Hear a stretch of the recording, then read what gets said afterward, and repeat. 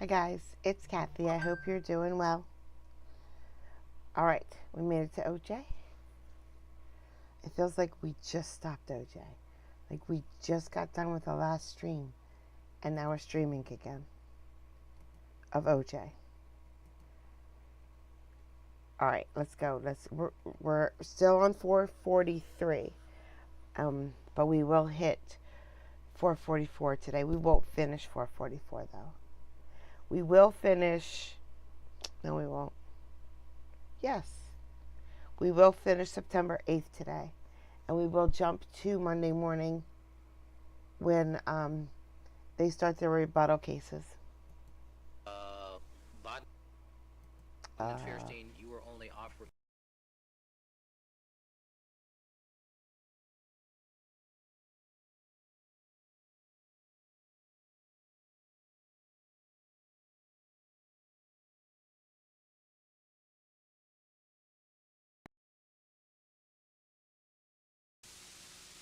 Bodziak is an expert. Except, let me make one proviso on that. With respect to Dr. Thurston, he will be able to tell us the effects of Xanax, which were found in the defendant's possession on June 17th. All right. Doug, let's see. I have Mr. Bodziak as an expert. Xanax, please. And I've already informed the court that that's about. Right. Douglas Diedrich. And the court knows what that's about. Peter DeForest. And that's the, that goes to the SOX. Yes. The court's aware. I know who. Well, just to remind you, Your Honor, there's two issues on DeForest. One is that you're reviewing other material to see if it's radio or exculpatory material. And two, although the people have made one representation that his testimony would be about SOX, I just would like a thumbnail sketch proffer. What other topics is he going to be addressing? Not in detail, but what other topics, so we can look into Well, it. let's go through here first and see if they're who the experts are, Then go back. and then we'll go back and see if there's anybody who's a mystery to you. All right. Let's start at 20. George Field. Okay. None of those are experts until we get down to Roger Leach. All right. And who is Roger Leach? And Roger Leach is an expert pertaining to the rarity of the rock and fire. Okay. Let me introduce something to the court in that regard, if I may. Roger Leach, and skipping over to the next page, I don't know if they're on yet, Norm Anderson and David Boyd. Okay, those three could all be called in expert capacity concerning, it's the manufacture of the fiber. Each one would be giving testimony of about 10 minutes in length, because all they're going to say is, for example, Roger Leach would go to the fact that the dye used for the carpet fiber that was identified by Doug Diedrich was used in this time frame by this company and put in and sold and put into these kind of cars. That's it.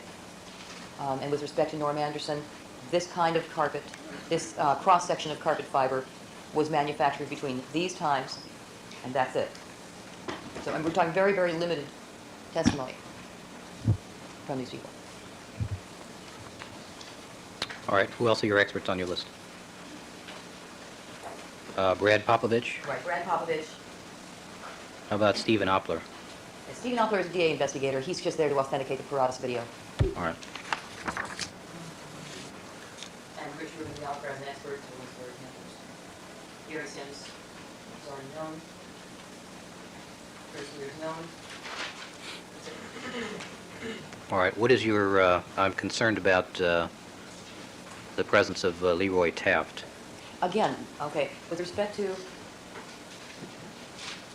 I'm sorry.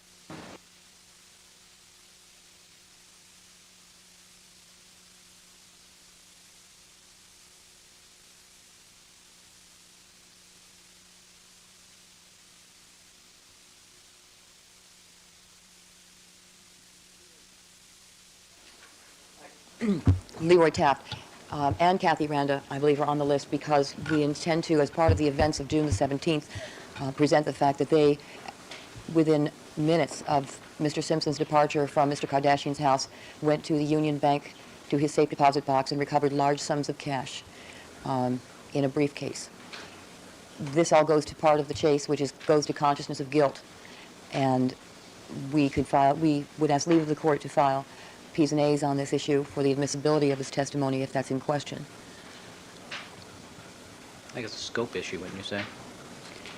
I understand. That's Your Honor, my understanding is that was the recanted that version. So I think the foundational issue as well. What? Should come from you. Okay, we've identified the experts. All right, Mr. Neufeld, and either you or Mr. Scheck, why don't you address your concerns regarding the status of our discovery issues? Your Honor? Sorry. I'm sorry. I'm not the one who's privy to that information, and Rock Harmon is the one who is. Concerning the RFLP results, is that what you're... No, I just mean all the expert witnesses. I'm just interested in what the status is regarding all of these people and all their reports, et cetera, et cetera. Speak of the devil. There are also discovery issues after the gloves. Just as a procedural matter, would you prefer to deal with the discovery, or would you prefer, No, I want to get the discovery issues out of the way first. before we deal with the scope of rebuttal? Yes. Okay. Yes. I would rather have you preparing over the weekend.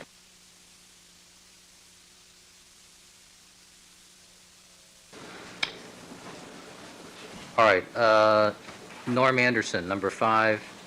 That was as to, Norm Anderson is one of the FIPER people, correct? Right. Do you have any reports from this person? All of the information that they would testify to was turned over in the People's Case in Chief when this issue first arose. All right. Michael Bodden then is not being offered as an expert. No. Mr. Bodziak is one of the issues that came up before. You've turned over his notes, correct? Yes. Are there any other notes or reports? Your Honor? Yes.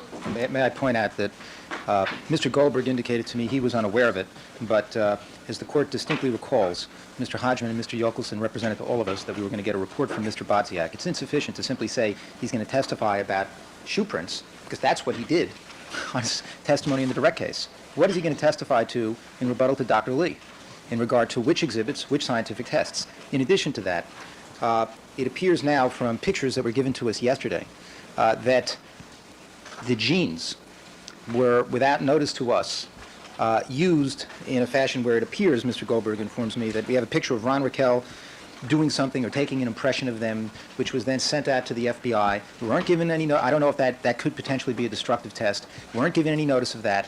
What kind of test was this? I don't know. They were manipulating the imprints on the genes in some fashion, whether to take impressions of them or not, to send them to the FBI for purposes of testing. Now, what's quite aggravating is that as we are discussing the scope of all of this and what discovery should come over, and we're trying to find Mr. Goldberg to find out what dates contact sheets were turned over and the rest of it, they're off doing these things without giving any notice of potentially destructive tests, so we could have somebody present to see what they're doing and get some handle on this, and at least request permission to be present when any impressions or testings or comparisons were being conducted by the FBI. They're doing this now. Mr. Goldberg told me yesterday, and he can speak for himself on this point, that these fabric things were being sent to Mr. Diedrich, and they were going to find out what the results were. I think he said that this morning. Now I'm finding out something this afternoon. There's nothing here. But I think it's really improper that they didn't give us any notice whatsoever that they were even going about doing this so we could have somebody present to make a record of it, and if it potentially was a destructive test. That's one thing. The second thing is, it's not enough to say that Mr. Bodziak's going to testify about shoe imprints. It's got to be directed towards what, if anything, he's going to say in rebuttal of Dr. Lee on what specific points of evidence, because he testified to the other stuff on the direct case. We've gotten nothing here, and they told us they were going to give us this a week from now. And it seems to me that there's a big double standard. They shouldn't be allowed to take advantage of the fact that we're all sick and tired of how long this is taking, and the jury is sick and tired, and we're all on edge. But the point is, I will not, in behalf of this client, permit this kind of situation where we're going to be ambushed. It will not happen. I will ask for an adjournment and take as long as it is need be to have the appropriate people look at this, and I protest the potential destructive tests on this evidence without notice to the defense. Mr. Goldberg? I thought it was the court that decided what was going to be allowed and not allowed, not Mr. Scheck. But maybe I'm mistaken about that. As to the test impressions, Your Honor, first of all, these test impressions are non-destructive. When Dr. Lee testified, I learned for the first time during his testimony that he had concluded that the shirt that was worn by Ronald Goldman, in his opinion, could not have created the impressions on Ronald Goldman's genes. He had previously told me in telephone conversations that we had had prior to his testimony that he believed that the genes did not create the impressions on the evidence envelope or the piece of paper. I assumed, I do not recall asking him, but I assumed, because it is a standard forensic practice, that Dr. Lee took test impressions from Ronald Goldman's genes and from his shirt. I was flabbergasted when I learned that that was not the case. and that he was testifying to an elimination without having made a test impression.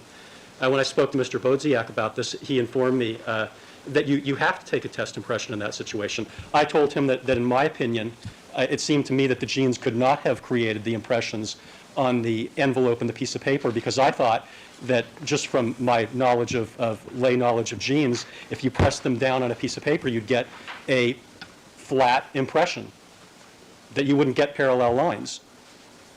Well, I was incorrect in that assessment, and we have taken these test impressions, which is a non-destructive technique, in order to send them to the FBI, and did so immediately upon learning of this potential problem with Dr. Lee's testimony. So I don't see any basis for What is complaint the here. medium used to take the impressions? I mean, do you press it in the wax? It's something called an identicator. That's helpful. What? Your Honor, I had never heard of it before, and it's a very nifty little device that we were sent by Mr. Bodziak that allows you to, well, for example, you can put your finger on it or any other object, and then you put your finger on a piece of chemically treated paper, and the print then appears on the chemically treated paper, and there is no noticeable residue left on your finger. So it's a nifty little gadget that... Sounds like the kind of thing that one does with check Well, identifiers. Anyway, Mr. Scheck? just looking at this picture that they gave us, it appears as though it left an impression on the blue gene. My point is, if he doesn't know whether it's non-destructive or not, whether it's going to change the imprint impressions on the blue genes or not, it certainly was appropriate to notify the court that is the practice, that is the Griffin problem, that what was going on here. This is wrong. All of Mr. Scheck's issues. No, this is clearly, without any doubt, a non-destructive test. It's not even a test, it's just taking an impression. I mean, we all know what impressions are, and we took impressions, and I think we're entitled to do that without any question. And we wanted to do it as quickly and expeditiously as possible so that I could send these things out immediately. They arrived, I think, a couple of days ago at the FBI, and the analysis is underway. Obviously, we want the opportunity to be able to present this evidence. Now, Who will be presenting that?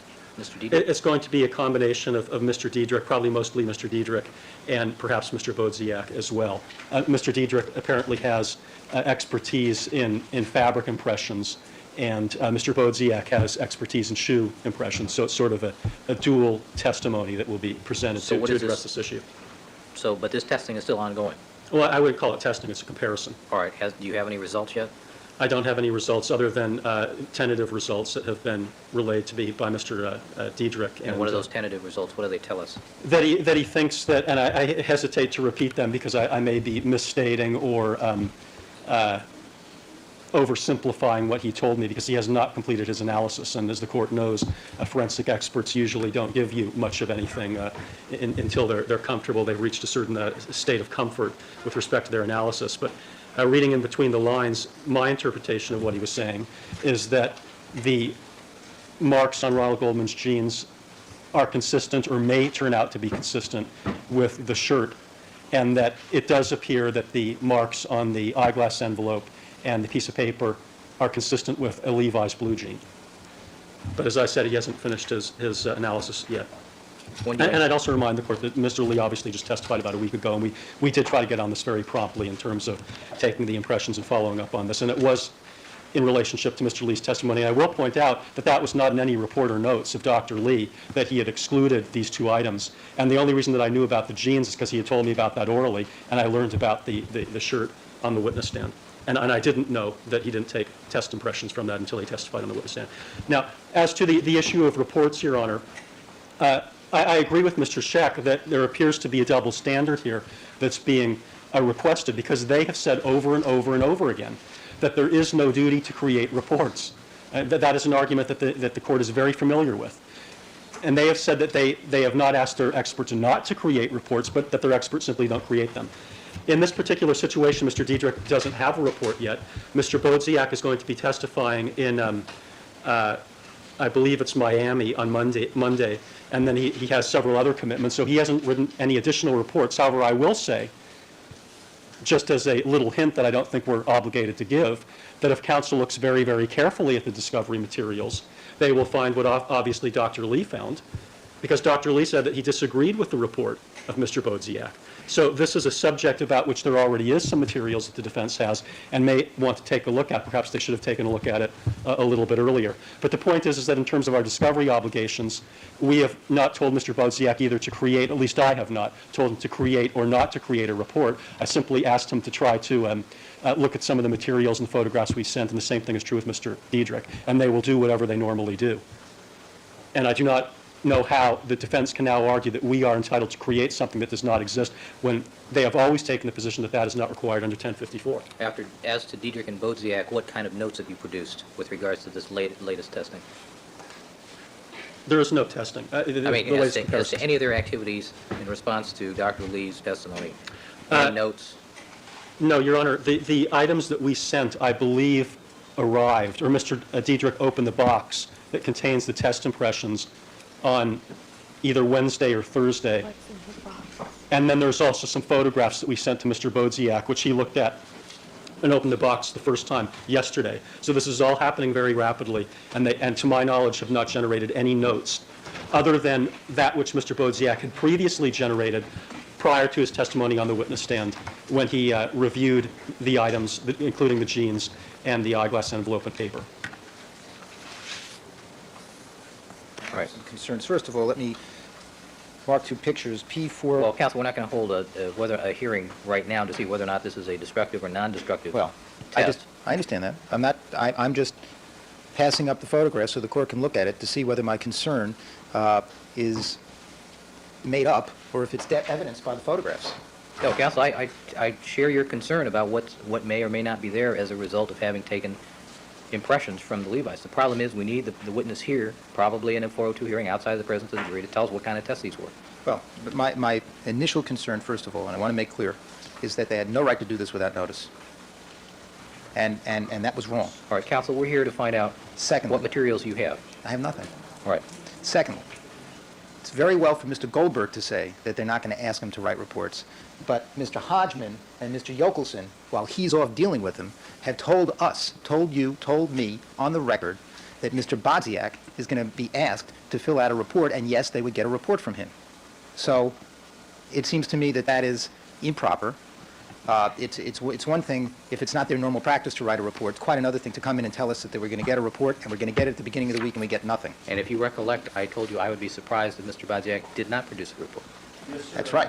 Yokelson and Mr. Hodgman have informed me, and I asked them about this previously, that that is not what they stated, and that they stated that if we got a report, they would turn that report over. They did not say that we were going to create a report, or they were going to ask Mr. Bodziak to create a report. And that is the representation that they made to me when I asked them this issue earlier this morning. That all this goes to timing. And it seems to me that we're in no position, given these activities and given these tentative results and given the way they went about doing this without notice, so that we could monitor this. And they have everything we've done. They've had somebody there looking with a video camera, taking pictures. It's very upsetting that we're going to be ready to deal with this at all. I mean, right now, we don't have a date certain where we've seen Note 1, Report 1, Comparison or Examination 1 as to any of this. All right. And we're putting everyone on notice that we're going to need an adjournment. Maybe Mr. Scheck can put us on notice as to what statutory provision, case law, or order of this court says that we can't examine the evidence without notice to the defense. I'm unaware of that. It's never it's unprecedented I know in you're our unaware. legal system. I understand It has you're never unaware of happened that. here Wait, before. wait. But we had Griffin Wait. rulings in this. All right.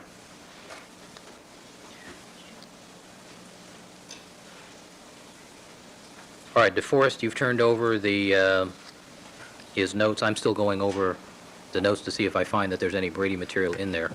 In addition to that, Your Honor, I'd like to proffer at this time as to DeForest. They've already told us they intend to use DeForest Socks. on sock to about McDonald and Lee on the third surface from the ankle stain. Are there any other subjects? Is that it? DeForest, socks.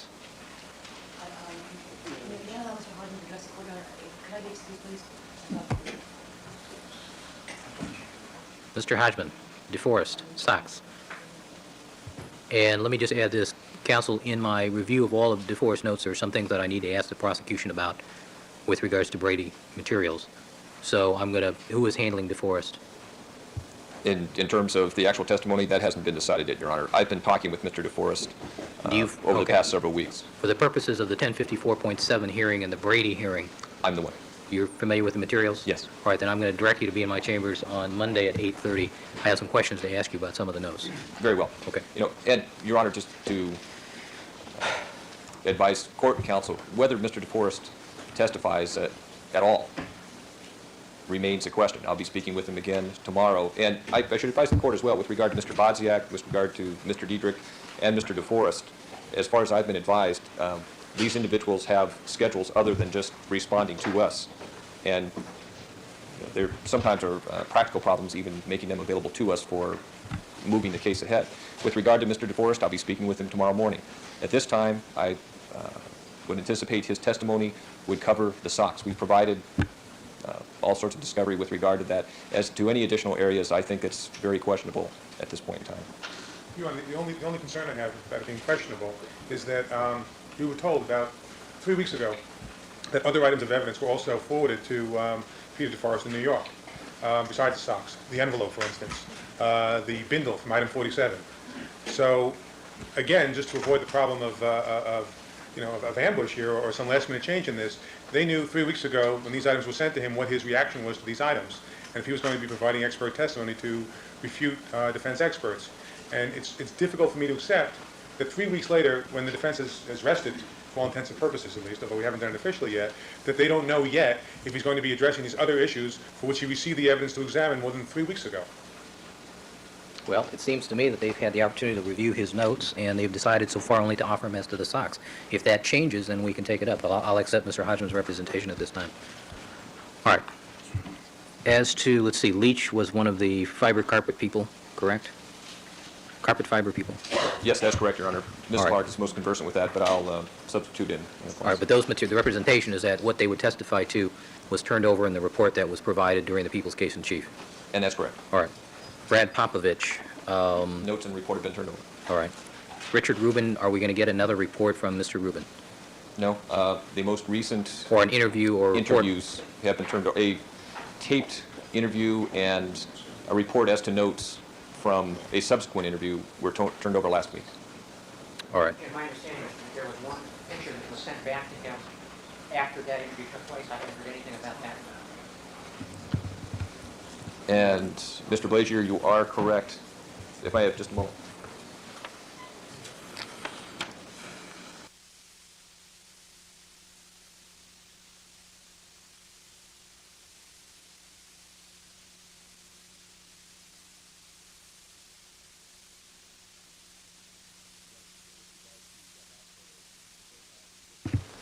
Your Honor, with regard to that last photo, we don't have a written report. We understand that Mr. Rubin's opinion is that it is the photo that was last sent was consistent, and we'll identify that for you, Mr. Blazier, in the material that we have some more discovery material that you had asked us to prepare, and we'll turn that over as soon as we get a break.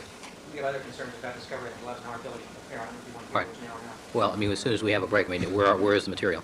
It's right here. Mr. Armstrong has it. Hand it over to Mr. Blazier.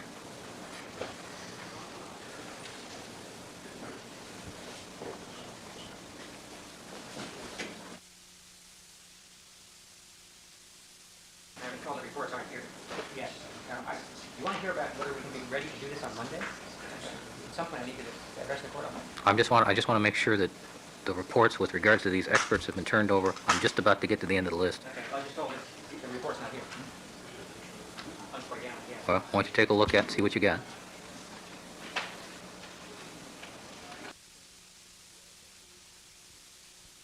All right, as to Gary Sims, this is the RFLP.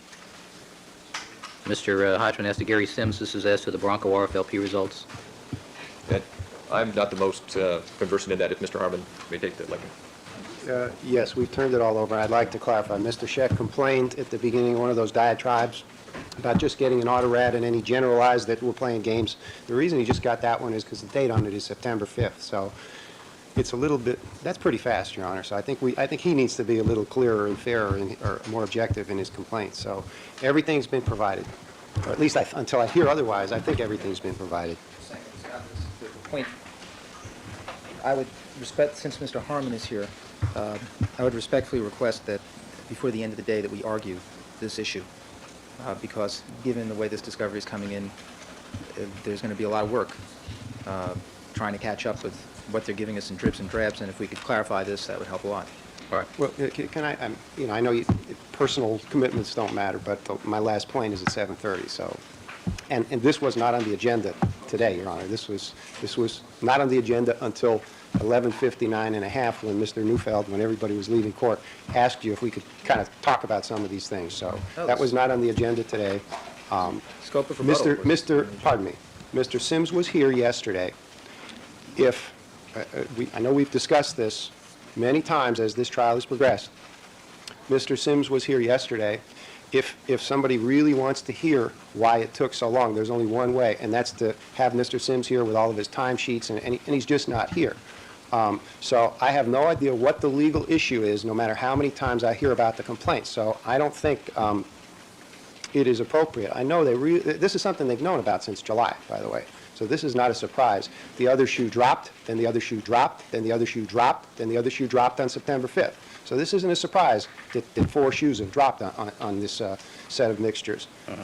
But if they want to have a hearing, we can have a heck of a hearing. It's going to take a while, and I'd like Mr. Sims to fully explain everything, including all the time that Dr. Blake took of his doing this. So that's the only problem. I know they really want to do this now, but we can discuss it superficially. But the only real way to get to the bottom of this is to put Mr. Sims up there and let him explain. That's going to take a long time, but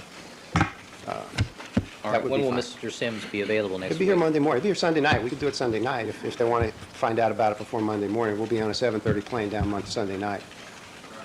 I might very briefly. I've reviewed the record on this. It was scheduled to be done today, not the day before, as soon as we got an opportunity to take up the scope of rebuttal arguments.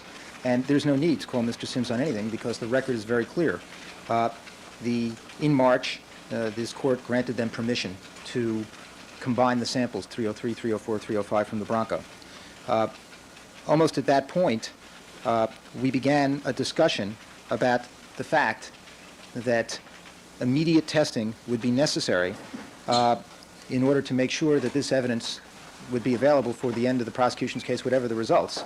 And at that point, I began saying that this would be improper to raise it on a rebuttal case. And I commend the court's attention to the transcript, page 27331. We discovered, and you did take testimony or statements from Mr. Sims on this. He wasn't quite sworn in, but he was sitting in the audience. You indicated that when they were given permission to combine the samples, it was the understanding, and you said at page 27331 of the transcript, it was all our understanding in March, that testing would begin immediately, if not sooner, quote unquote. That's what you said. Then it became apparent that initial quantitations were done, but no RFLP testing had begun on earnest. And then we had a discussion of this matter in May, when it was revealed that they hadn't done anything for a month and a half, except these initial quantitations. And at page 27332 of the transcript, you asked Mr. Sims questions about whether or not, how long it would take to finish the test. This is on May 12th. And he said a month and a half to 2 months. At which point, and I was arguing then that this was improper because they should have started it earlier, because it's something that could have been available for them at the end of the prosecution's case, and it was going to create an unfair situation if they were going to sandbag us with this issue on rebuttal. And the court's statement and resolution of this issue at page 27340 was, well, I don't have to reach this now because, quote, we may have a preclusion by the passage of time.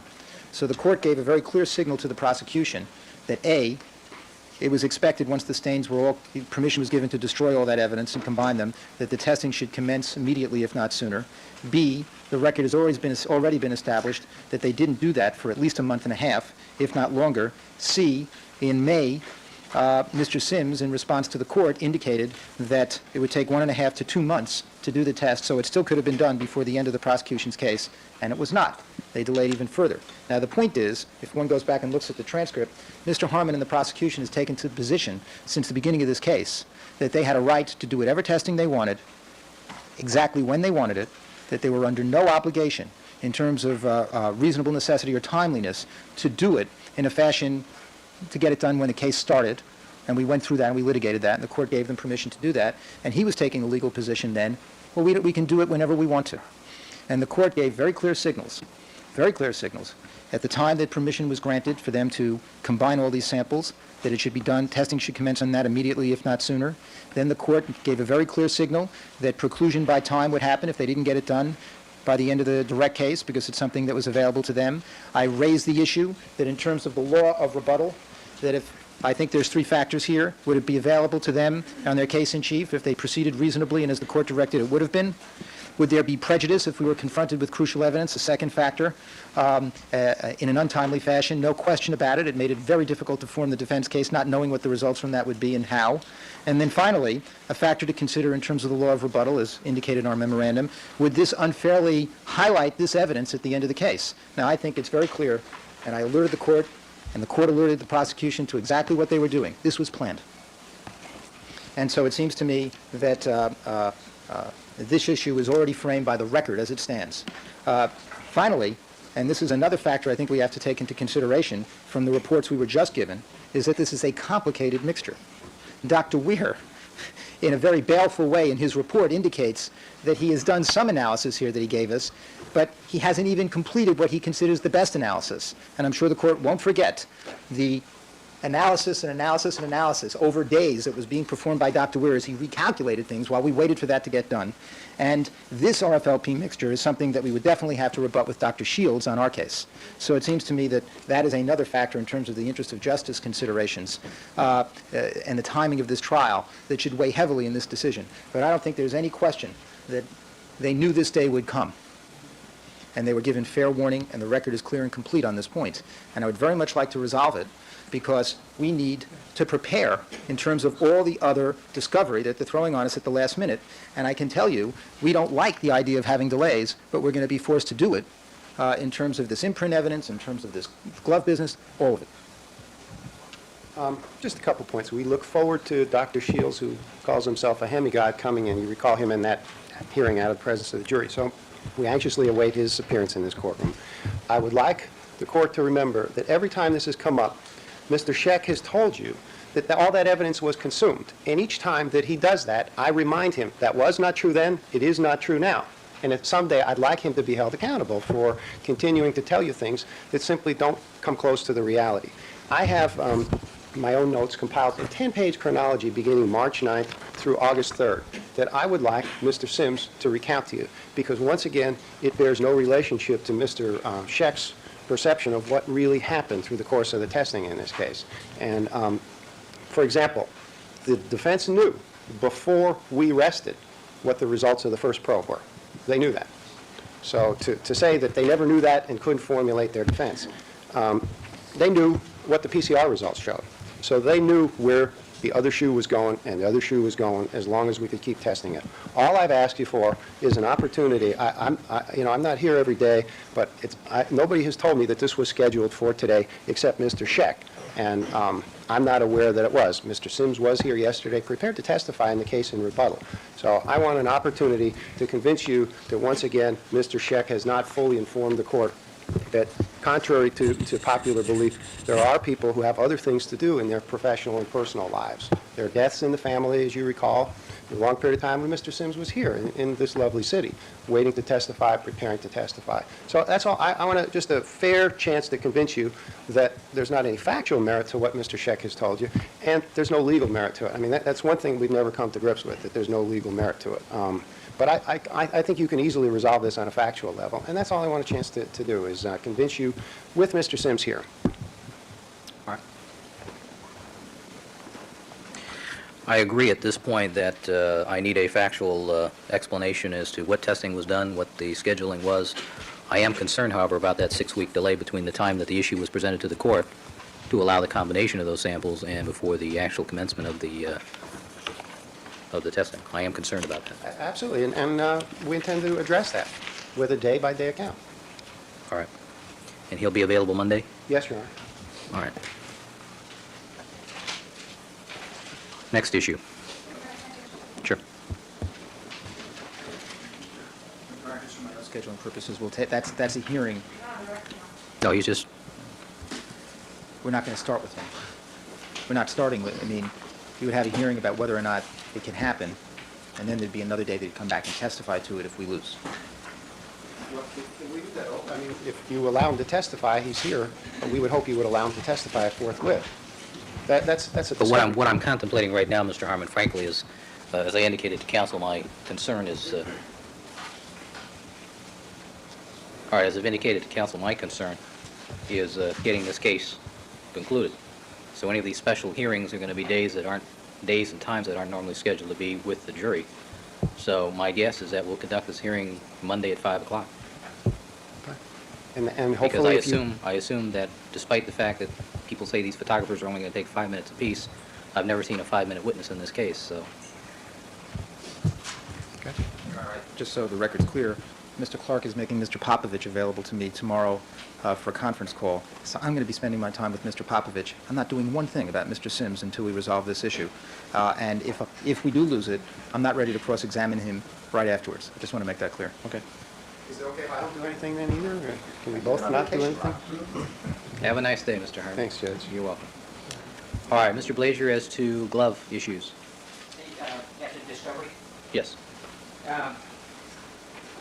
Last week, I think on Thursday, you ordered that the prosecution provide us with equal quality photographs that they intended to use. And this might help to explain what Mr. Rubin is doing. His testimony is to the effect that he's looked at some pictures, and Mr. Simpson is wearing some gloves at some football games in the winter, and he says, look like Garris isotoner to me. Now, I don't know whether that's the proper subject for expert testimony or not, somebody looking at a picture and saying it looks like something. He's not going to say it's the gloves in evidence. He can't say that. He acknowledges that. We didn't get those pictures. Obviously, for me to show pictures to other people who might know about gloves, I've got to have the same pictures of the same quality, the same size gloves, whatever, so that I can have experts look at them and tell me, what do you think? I also might want to make my own pictures of gloves that we have that look very much like these gloves and do them in the same size, the same resolution, to test Mr. Rubin's ability to recognize different kinds of gloves. I don't know. The point is, I got 17 pictures at 2 o'clock. I've been handed another 27. Very nice pictures. I feel like it's Christmas. They're wonderful pictures. But what am I supposed to do in the 5:30 on Friday afternoon when I'm supposed to cross-examine 10 people on Monday? I've been asking them every day, can you give me an idea which of these pictures you're going to use and who you're going to call? Ask Mr. Yokelson almost every day, and he's very pleasant to me and shrugs his shoulders, says, I don't know, I can't tell you. Ask Mr. Fairclough every day. I don't know, can't tell you. Now I'm told that they have 11 people coming in on Monday, most of whom are from different parts of the country, and I have to assume that they made some decision before 2 o'clock this afternoon to bring people in from all over the country to put on all of these pictures, many of which, by the way, are pictures of Mr. Simpson wearing black gloves and not brown gloves. Nonetheless, I can't be ready to cross-examine 10 people on evidence that I just got this afternoon. This is a weekend. We've been in touch with glove companies. I've got 30 pages of lists of glove manufacturers all over the world, some of which we've already contacted. I've got gloves coming from Italy. This is the weekend. I can't prepare for this on Monday. This is ridiculous. This is not fair. Forget the beyond the scope argument. This is just not fair. And we're not ready to do this on Monday. We'll certainly have objections to cumulative. A lot of the pictures are just duplicative, so we may be able to weed out a lot of these people that way. But I'm not even ready to argue that until Monday. If they want to spend the taxpayers' funds to bring all these people in, we'll argue that Monday. But it's not reasonable to expect that we can be ready on this kind of testimony, getting this stuff now, on Monday.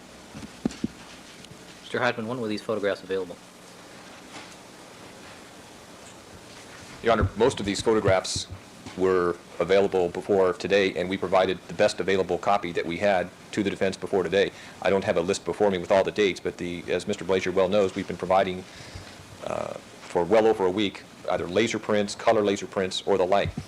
As we indicated to the court and counsel, we did not have negatives ourselves. We had to take what was sent to us by various photographers. We had to go back and implore, ask, and otherwise attempt to obtain negatives so that we could comply with what Mr. Blazier asked. That is that they obtain a like quality photograph of something we intended to present. The vast majority of those negatives came in either yesterday, and actually the vast bulk of those came in this morning. We cleared our photo lab and pushed out those photos that Mr. Blazier received today. There was no delay in turnaround. They got them just about as soon as they came out of the developing tank, and we provided better quality material than we had ourselves until yesterday and today. So there was absolutely no delay in getting the negative quality prints to the defense. The court needs to be aware that I've been watching the reports as they've dribbled in this week in terms of where these things came from. And every report that talks about when they got the picture puts the date at before they rested their case. These aren't things that just came in today in terms of them knowing about them. There are several reports that came in this week that don't have dates in them. The date that they received the picture has been conspicuously left out. But the ones where they put the date down, it's all before they rested their case. This is new stuff. We've been asking for this for a long time, and now we get it Friday afternoon, 5:30. And for well over a week, they've had prints, the same thing that we have had, Your Honor. All right, do I have a scope problem here if these matters were available to you prior to the resting of your case? I was just hesitating because we did file a brief in response to the defense objection on the scope argument that I'm prepared to handle. If you want. And I'll defer to Ms. Lewis on that if the court wants to argue that now. But as to the scope problem, I'll tell you just as a brief matter of fact, most of the glove material came in after we rested. I think there was 2 different submissions that I can recall, and one of those we're not even seeking to introduce.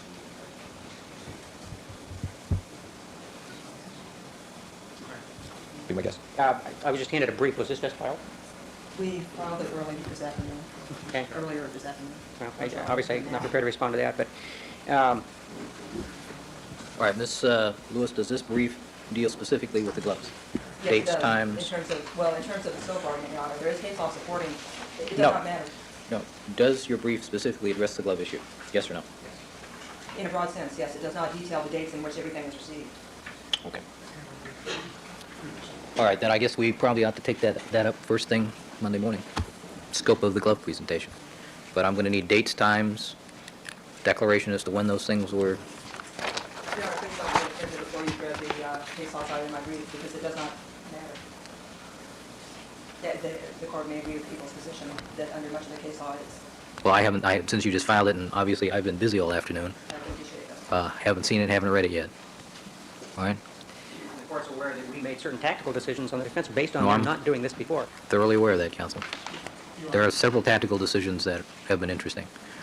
All right, experts, gloves, what else do we need to resolve now, since we're not resolving much of anything? What I would suggest, Your Honor, if it's acceptable to the court, is in light of the fact that I think Mr. Blazer's already represented that he will not be prepared to go forward on the gloves, even if you ruled that it wasn't beyond the scope of rebuttal on Monday, and we're not prepared to go forward with those experts, by the way, for a variety of reasons which we've already laid out to the court, I would ask that the prosecution be instructed to be ready with those civilian witnesses who we discussed the other day. We got notice of several days in advance, if you recall, the witnesses pertaining to Mr. Heitscher. There was a flight.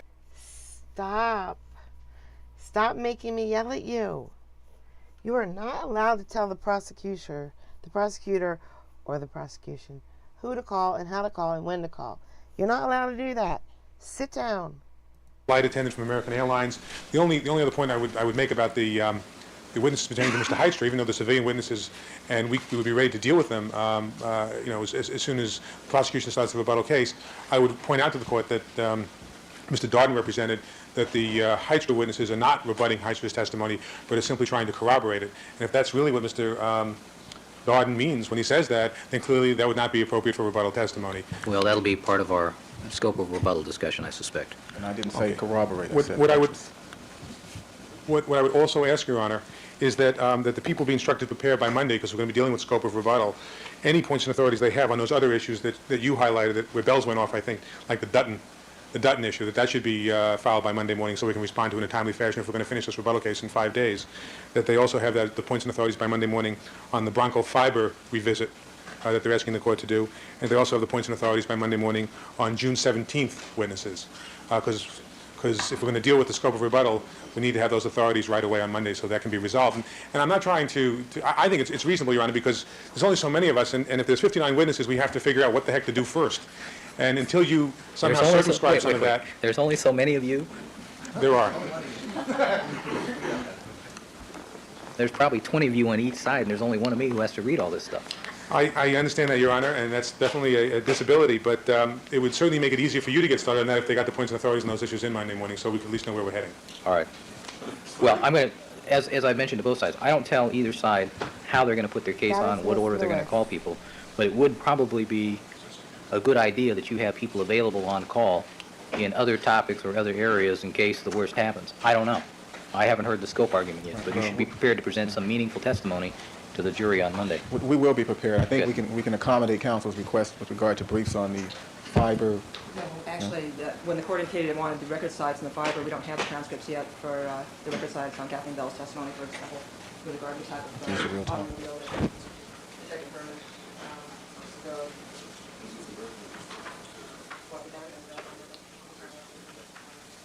All right, just I'm going to encourage you to be covering the microphone ready with and his have hand? witnesses on Yes. call to go forward with other Yes. areas of your case in case we run into problems I regarding hope gloves. he loses. For the record, Your Honor, and I have some notes here. On August the 30th, following our discussion with Mr. Hodgman about who we were going to be hearing from in rebuttal, he said DeForest maybe, he wasn't sure. He said there was some glove evidence depending on an event to occur on August 31st. He named David Atkins. He named Miss Anders, Miss Barrett, Mr. Fields, Mr. Boziak, and Miss DeTeresa. He wasn't sure about DNA. He wasn't sure about EDTA. Those were the only names we were given. Later, Popovich came up until this list we got today. And that just is intended to highlight the exasperation that we feel at this point, given these abundance of names and the order that is now being presented, which we were not otherwise advised of before today. This is rebuttal. Mr. Gordon has informed us that he'll have a brief ready on Dr. Dutton first thing Monday morning. As far as the June 17 witnesses are concerned, they would be toward the end of rebuttal if the court were to permit us to put that evidence on. So the council will have that additional time, and we'll try and get the brief ready on Monday for that as well. And we'll do everything we can to move it along. We'll be ready Monday morning. All right. Okay. Okay, they said they're going to file a bunch of briefs on Monday. We'll have our scope hearing first thing Monday morning. I'll do my 1054.7 Brady and Cameron hearing with Mr. Hodgman at 8:30. 9 o'clock we'll have our scope hearing, and hopefully by 10 o'clock we'll be putting something in front of the jury. All right, and at 5 o'clock we'll have our Sims hearing. All right. I'm tired. It's the end of the day. I just Yes. want to remind the court, I don't know if the court's even aware, we got a started with a Pitch's motion, which I assume in the court that he's noticed for Monday and the court's running time on that 30 matter, I believe. So, Have we heard from the city attorney's office regarding the request for an order shortening time? We had faxed them today, Your Honor, a copy of the motion we told Ms. House yesterday becoming. She asked that the production be delayed. We asked that the hearing itself be at 9, production of any at noon. Okay. In that regard, actually, if Mr. Hodgman could track the cases involving Detective Purdy and Detective Furman, and we could see if we could link those up as being the same incidents, then I think we would be well on our way factually to getting a more coherent handle on where that's all going. All right. Your Honor, one final point. I'm reminded that in view of the Court of Appeals ruling today, we are this weekend reevaluating the wisdom of our choosing to arrest on Monday and whether it's appropriate to take other appropriate steps. I can't imagine why they're complaining about discovery and rebuttal then when even they themselves say they aren't ready to rest yet, Judge. Because we want to end the case. All right. I have one other matter that does not involve the parties.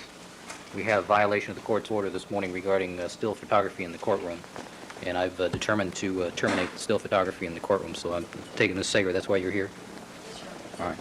Then if it's of no further interest to the real parties in interest, I'll excuse them at this time. All right.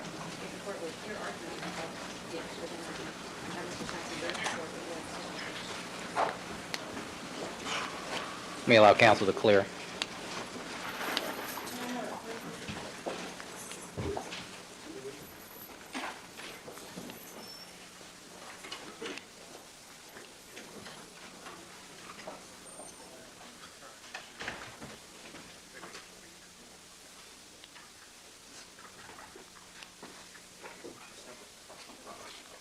I'm sorry?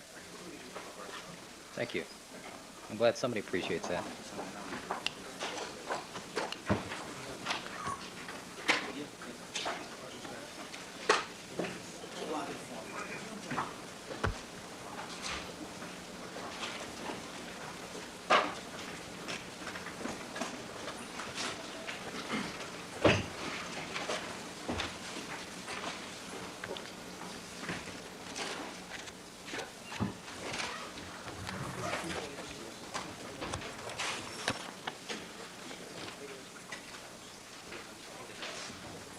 All right, thank you, Madam Reporter.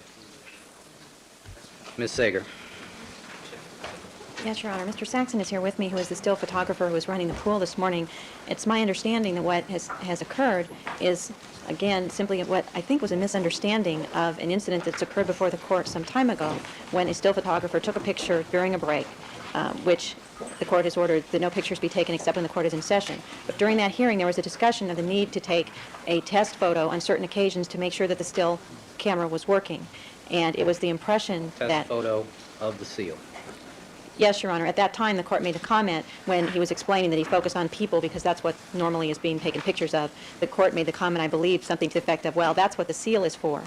And the impression given to the still photographer and to the pool, my understanding... Ms. Sager, let me tell you what causes me great concern and why I'm going to terminate the still photography coverage is because when this happened, I heard the camera go off myself this morning when I was here at 8:30, and I was here out on the bench clearing items, getting set up, getting my computers running, making my notes, and I hear the camera go off, and I look, and I see it directed towards me.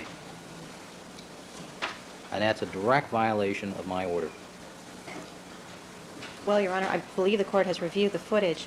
The one still camera shot that was taken this morning, it was not a picture Ms. Sager, of I haven't the had court. time. It would be a tremendous waste of my law clerk's time to send them down the Fox Photo to get one-hour photos. I hadn't had the time to do that. I've been busy with other matters. I appreciate that, Your Honor, and certainly Mr. Saxon or a member of the still photography pool is happy to take that task in hand. The picture, as I understand it, was not of the court. It was simply focusing on the far wall because the position of the still camera, given the screen that is between the camera and the seal, makes it And difficult I to just happen to focus. be in between those two things. Isn't that unusual? Well, Your Honor, if a picture was taken of the court, I could understand you being upset. And there was no intention to violate or No, flaunt I'm the not court's upset order. about people taking my picture. I'm upset about the fact that it's a violation of my court order. The picture, as I understand it, Your Honor, was simply focusing on the wall so that a focused shot could be taken, which can't be done of the seal with a still camera the way it can of the video camera. And so the focus was on the far wall because if you can't get something in focus, you can't tell whether the camera's working or not. And that was what the camera was pointing at, and the camera was moving around the way it does without a picture being taken to make sure that everything's working. Because unlike the video camera, my understanding is the still camera has to be, taken down or broken apart or broken down, whatever the terminology is, every night. And so they have to make sure in the morning that it is working when they put it back together. And that's the reason a test photo is taken. And Mr. Saxon can explain precisely the mechanism involved in having to do that. But it was not an intent to take a picture of anyone in the courtroom, and no picture, as I understand it, of anyone in the courtroom was taken, but simply a focus on the far wall. And to the extent that was in disregard of what the court's intention was when it referred to taking a picture of the seal, then I know Mr. Saxon is deeply apologetic, as are all the members of the pool. But the intent was to try to follow what the court had implied, or at least was understood, the last time this issue came up, which was don't take any pictures of anyone in the courtroom. You're supposed to do your test shot if you need to on a stationary object, the seal, which is what the video camera focuses on when the court is not in session, not taking any pictures of anything or anyone going on in the courtroom. And it's my understanding that that's all Mr. Saxon was trying to do. And he is here and is happy to address the court and has written out an explanation that he's happy to have me submit to the court and would ask for the court's leniency in not punishing. Problem is, we've been through this once before, haven't we? We have, Your Honor, but as I explained, the And upshot of that I hearing... thought I was crystal clear. Well, I appreciate that Your Honor may have thought that, and again, we apologize if there was a misunderstanding, but that's all it was. And had a picture been taken of an individual in the courtroom, then that would seem to be more in line with a punishment that would be appropriate to a flaunting of the court's order. But here, what was done was an effort to try to satisfy the court's concerns that no pictures of people be taken when the court was not in session. Well, all that had to be done is notifying Ms. Hazlett that there's a technical need to do something, and that a regularly scheduled time that a photograph would be taken of some inanimate object in the courtroom. That was not done. I understand that, Your Honor, and that, as I said, Mr. Saxon and the pool are apologetic So for when that, when but I'm thought they sitting were here trying to... get prepared for the morning, and I hear the camera going off, and I look and I see it directed in my direction, I'm concerned. I can appreciate why the court would be concerned. And that's why Mr. Saxon has wanted to offer an explanation of what happened to make it crystal clear to the court that no pictures of Your Honor were taken or of anyone in the courtroom, nor was there ever any intent to do that. And to the extent that there was a misunderstanding about the intent of the court's order when this last arose, that's all it was. They simply thought that the purpose of the discussion last time was to make it clear to focus on the inanimate object and take a picture. Mr. Saxon, can you see the clock with your camera? Yes, I can, Your Honor. Next time, take a picture of the clock. Yes, sir. All right? Oh, Fine she is won. $250. Yes, sir. Oh, Thank you, Your Honor. got I apologize, Your Honor. sanctioned. Accept. Sanctioned. It's later, court reporter.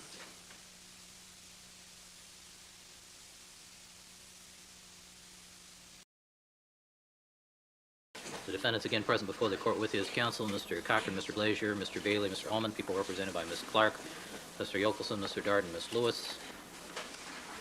Also present is Mr. Haddon on behalf of Detective Purdy and Mr. Walsh regarding the City of Los Angeles. We'll take up the matter of the Pitches motion first. I'll hear from the requesting party.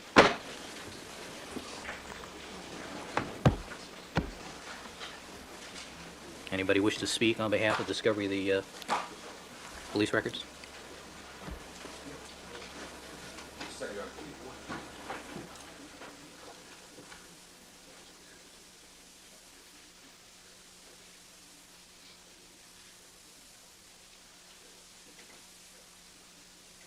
I see we're wearing team ties these days.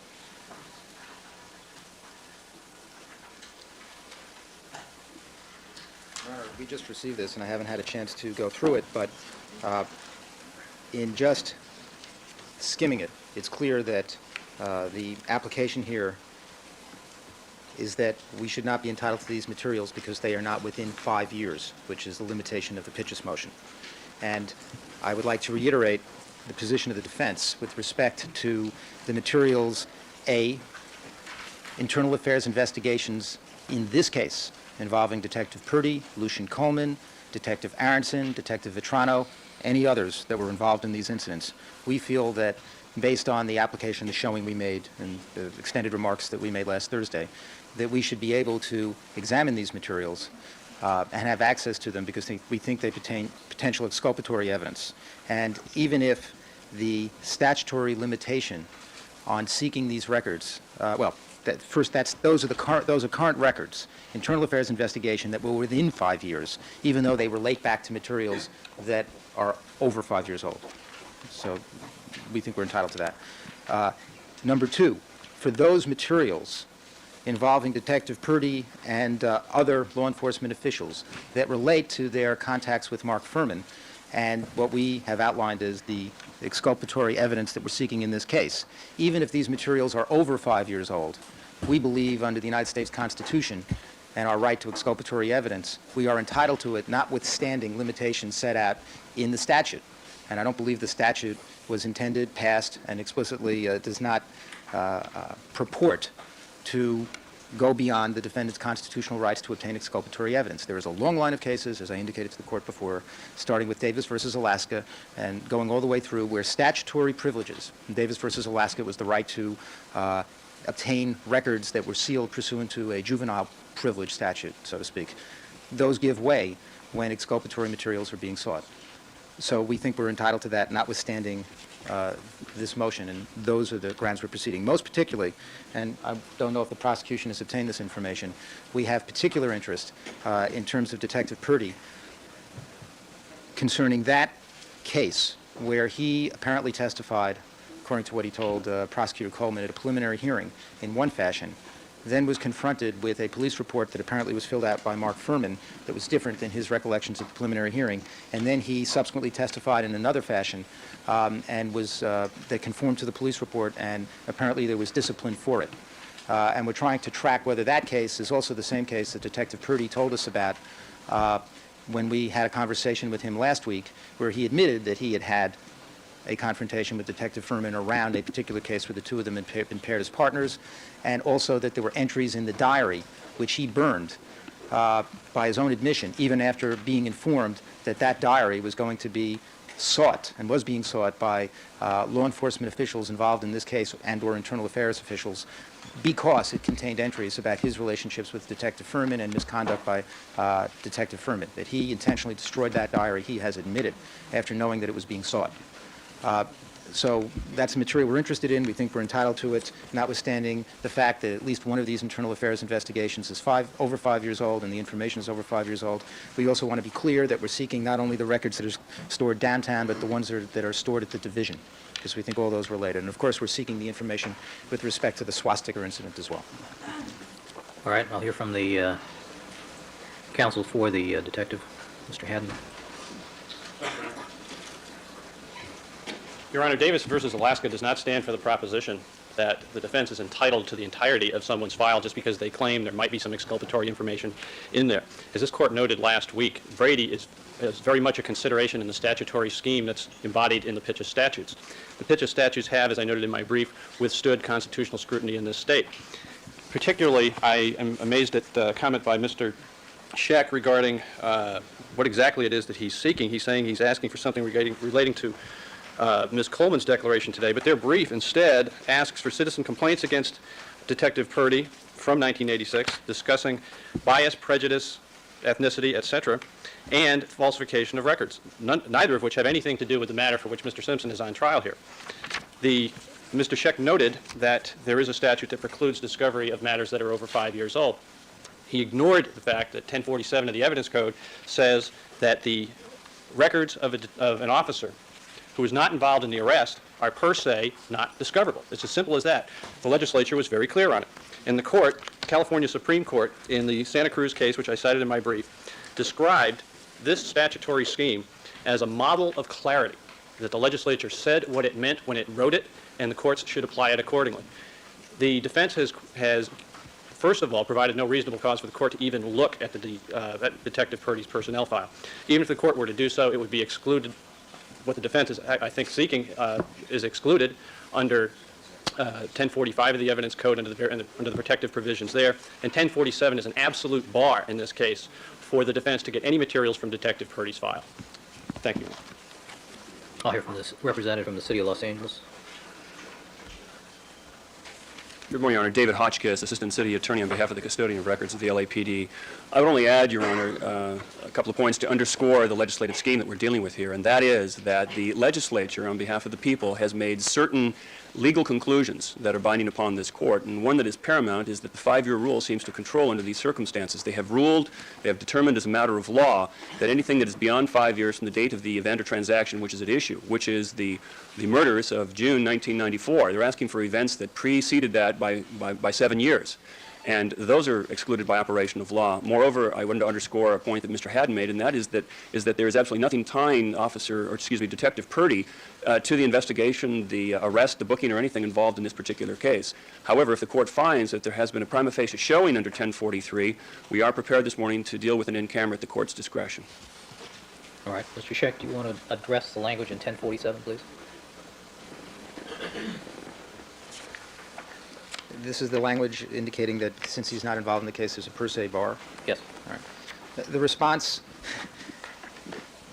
well, he is involved in the case insofar he was interviewed by Internal Affairs with respect to his connection to Detective Furman in this case. And really everything that we're seeking here flows from the fact that we think that if we have these materials we have reason to believe were brought up in the Internal Affairs investigation in this case. And the reason we have reason to believe it is that we were told this by Prosecutor Coleman. And we have to assume that Internal Affairs took note of that, and they should have questioned Detective Purdy on this. If they haven't, they should go back and question him now, because we can't be clearer. We believe that there's a basis for pursuing the fact that Detective Purdy has information showing that Mark Furman has falsified police reports, etc. Why don't you address your remarks to 1047? Well, I find these arguments completely non-responsive to the point we're making. The fact that he is not... There's a discovery scheme for the specific records that you're seeking. There's a specific statutory provision that has put certain limitations on this discovery procedure. Mr. Haddon raises 1047 as a complete and absolute bar to the information you're seeking. Do you want to address that, or do you want to just ignore it? Oh, I'm not ignoring it. I think he misstates Davis versus Alaska and all the cases that flow from that, including recent cases concerning statutory protections in, I believe, the state of Pennsylvania. There's a whole series of cases. This is fundamental constitutional law. I thoroughly agree that if you read this statute literally and say we are not entitled to get evidence that Detective Purdy has apparently given before Internal Affairs and find out the results of this investigation, which could bring to light exculpatory evidence concerning Mark Furman's falsification of evidence, and get to the bottom of what Detective Purdy really knows about Mark Furman and his racial attitudes as well, but most particularly the falsification of evidence issue. If this statute is read as an absolute bar to getting this information, it's unconstitutional as applied. We have a constitutional right to exculpatory evidence. If they want to say that these materials can't be reviewed by this court for purposes of seeing whether or not it provides exculpatory evidence based on an internal affairs investigation that apparently has been ongoing with respect to this case within the 5-year limit and concerning officers involved in this case, if that's the way the statute is being read to bar this court from exploring the exculpatory evidence, it's unconstitutional as applied. It violates due process and the rights to confrontation. Those statutory privileges are not absolute. It is not a per se rule in light of the constitutional protections we have. It is qualified. Right. Do you have any case authority dealing with any similar statute, this statute or any similar statute that supports that position?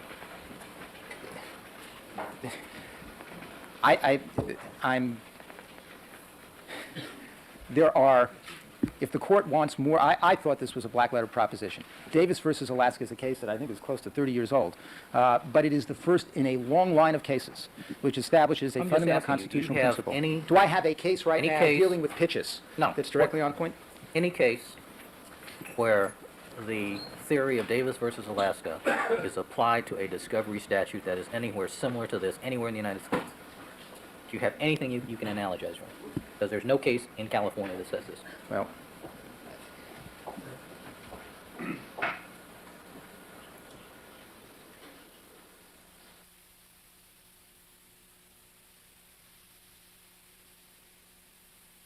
Everyone else on his team has ignored him throughout this whole thing. Finally, the court is someone's familiar there. with the Davis case? I do not have at my fingertips right now those cases. I can represent to the court. I can recall off the top of my head many. I didn't even believe that this point would be in controversy. I can recall. Well, I know a Supreme Court precedent that I can You've got a give to statutory you. scheme that says you can't do it. You need to have some authority to ask me to Oh, completely they're wearing the ignore same a tie. statutory scheme. I'm gonna back it up 10 seconds, okay? Look. Okay, it's not the same tie, but it is. But he has an extra bar on top of his diamond. I guess he hit his bar under his knot. But well, that's awkward. Controversy. I can recall. I know a Supreme Court precedent that I can give to you. You've got a statutory scheme that says you can't do it. You need to have some authority to ask me to completely ignore a statutory scheme, wouldn't you say? Well, Davis versus Alaska is the first in a long line of cases. That case and all the other cases that I will bring to the court's attention tomorrow all start from this proposition. In Davis versus Alaska, there was an effort to confront a witness on the stand. I recollect. And there was a statutory scheme that created a privilege that those records could not be discovered. I recollect. There's a long line of cases in this regard. This is a very simple issue. This is a due process Brady issue. If you're asking me for a case directly on point, no, that is not correct. The answer is I was given this brief this morning. If you want more authority for what I consider an absolutely fundamental constitutional proposition that has not been addressed by these others, all they're getting up and saying to you is something that you already knew, which is, on the face of it, all right, well, these are statutory bars. Let's not waste any more time. I won't waste any more of your time, Your Honor. If you want more cases, counsel. I will submit them. Counsel, you requested the order shortening time for the hearing on this, and if you're not prepared, I'll give you till tomorrow morning to file. Thank you, Your Honor. I'll place Mr. Hotchkiss, the custodian of records, is placed on call for tomorrow within 1 hour. One All further right, file application. it, close of business today. Just so the court should note, if it is to be the ruling that these statutory bars prevent us from getting the records that are over 5 years old and prevent them from getting other records, we would want to call the detective to the stand to establish at a hearing outside the presence of the jury the underlying facts. Thank you. In giving counsel until tomorrow to file, Your Honor, the court is indicating then that the people will not be able to present any witnesses before the jury today? Nope. That's not what I'm indicating.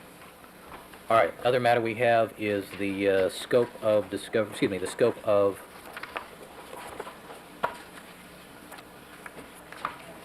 People's rebuttal case. That was the issue we had set today. Also, counsel, I have conducted the 1054.7 as to Dr. DeForest's notes, Mr. Neufeld, and the issue that I raised with Mr. Hodgman, he did not understand what Dr. DeForest, I asked him a question about the notation in Dr. DeForest's notes.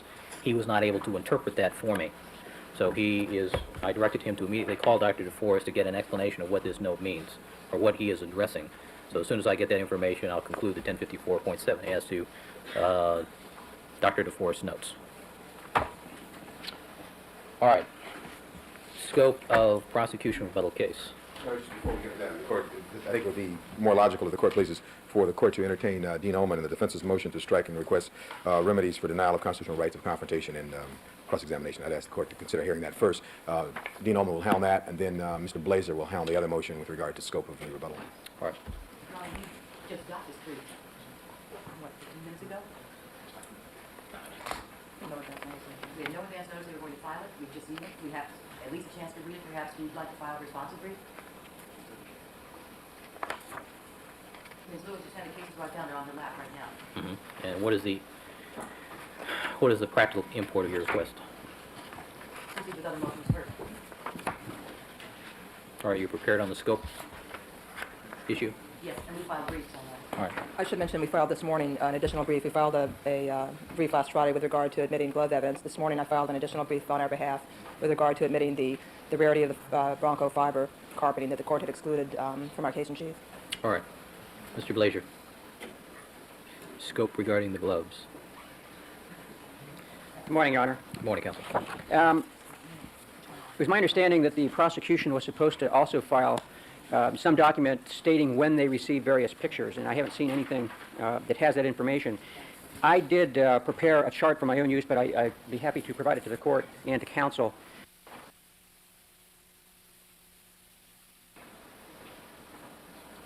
Thank you. And in that chart, I attempted to list all of the various pictures and videos and correlate them to the games that were involved. And as you can see, there are 9 different football games where they have stills or videos. And I've indicated for those reports which state when they got the pictures, I put those dates on there, or when they did their first interview. And as you can see, many of them are before they rested. Now, the ones that don't have any date, I don't know what the date of receipt is because they didn't put that in their reports. But as you can see, for most of the games, they had pictures long before, or well before they rested in time to put those on. And I would also point out, this is an additional argument that should this evidence be allowed, we would argue that much of it is cumulative and irrelevant, particularly. My son works there. He doesn't work at, he works, there's a restaurant inside of Hotel Rockleditz called Per Diem. It's a real nice restaurant. My son works in the restaurant there. Since most of these games, or most of these individual photographers, involve pictures where Mr. Simpson is wearing black gloves, not brown gloves.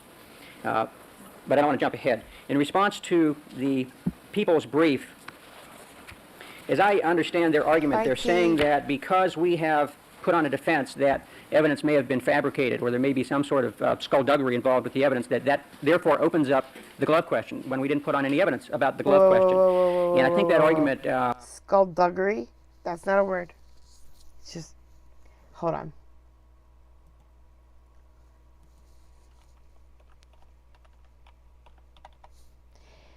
Oh, sugar, it's a word. Skullduggery is a word. Underhanded or unscrupulous behavior or trickery. You know what? No, he's in the kitchen. He's a chef, not a... You know what, though, Zach? I don't know if I should say this. Every time I go in to see him, I am not impressed by the servers at all. It is... The kitchen is like super, super strict. It is a professional kitchen. There are 3 head chefs. Everybody has their own knives. But the servers, I was unimpressed completely by the same serving staff. It's very easy to destroy. What that, in essence, would mean is that any time you put on a defense, well, that opens up the prosecution. They can put on anything that they held back on just because we put on a defense. I would cite one of their cases that they have in their brief.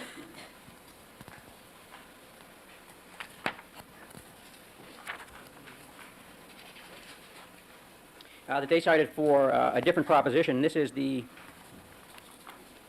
Carter case and the Contreras case, which says that restrictions on the introduction of rebuttal evidence were created to prevent the tactic of withholding crucial evidence from presentation during the case in chief in order to take advantage of the drama and surprise inherent in confronting the defendant for the first time at the end of the trial. Now, this evidence was readily available to them. I believe they even took a day at the end of their case because they were considering whether to put it on or not. I've been told just this morning that they've subpoenaed, what Mr. Yokelson told me was a ton of videotapes, additional videotapes that they presumably intend to use. I don't know how much a ton is, but I suspect it's probably a lot. And I don't know whether there's any new games involved, anything other than what they've already listed. And I would argue that they knew about these pictures before. They knew about each of these games. If they wanted to subpoena the videotapes from those games, they could have done it then. They've got still photos from then. Mr. Rubin was here, I think, 2 or 3 times. It's my understanding that he is their expert, and he's going to testify that he's looked at these pictures and he sees some similar characteristics. All of that was available before. They could have put that on in their case in chief. They chose not to. We maintain that the reason they chose not to is because they were sandbagging and holding back information that they thought they would put on at the end for dramatic effect. We have opened up nothing that allows this kind of evidence. We specifically did not put on some of our evidence because of that. That was stated to the court. And the court might recall, at one point when we were talking about our glove experiment, you made the comment that may open the door to these pictures. Partly because of that comment, we did not put that evidence on. If they put, and they have, I think, 14 or 15 witnesses that they intend to call on this, if they put these people on, then we will be compelled to call back Mr. McDonald and perhaps some other evidence that we have of another experiment that we've turned over to the prosecution, and perhaps other evidence from other glove experts. It's going to prolong the trial substantially. They could have done this before. We submit that they should not be permitted at this point to sandbag and introduce this evidence now when they had it perfectly available to them before they closed. Mrs. Robertson, what is the defendant's next exhibit? All right, Mr. Blazer, I'm going to mark your chart as defense 1370 for the purpose Thank you, of Your this Honor. motion. And I might indicate also that I've indicated black or brown where you can determine what color the gloves are in the photographs or videos. And you can also see that many of these people are multiple witnesses on the same set of photographs.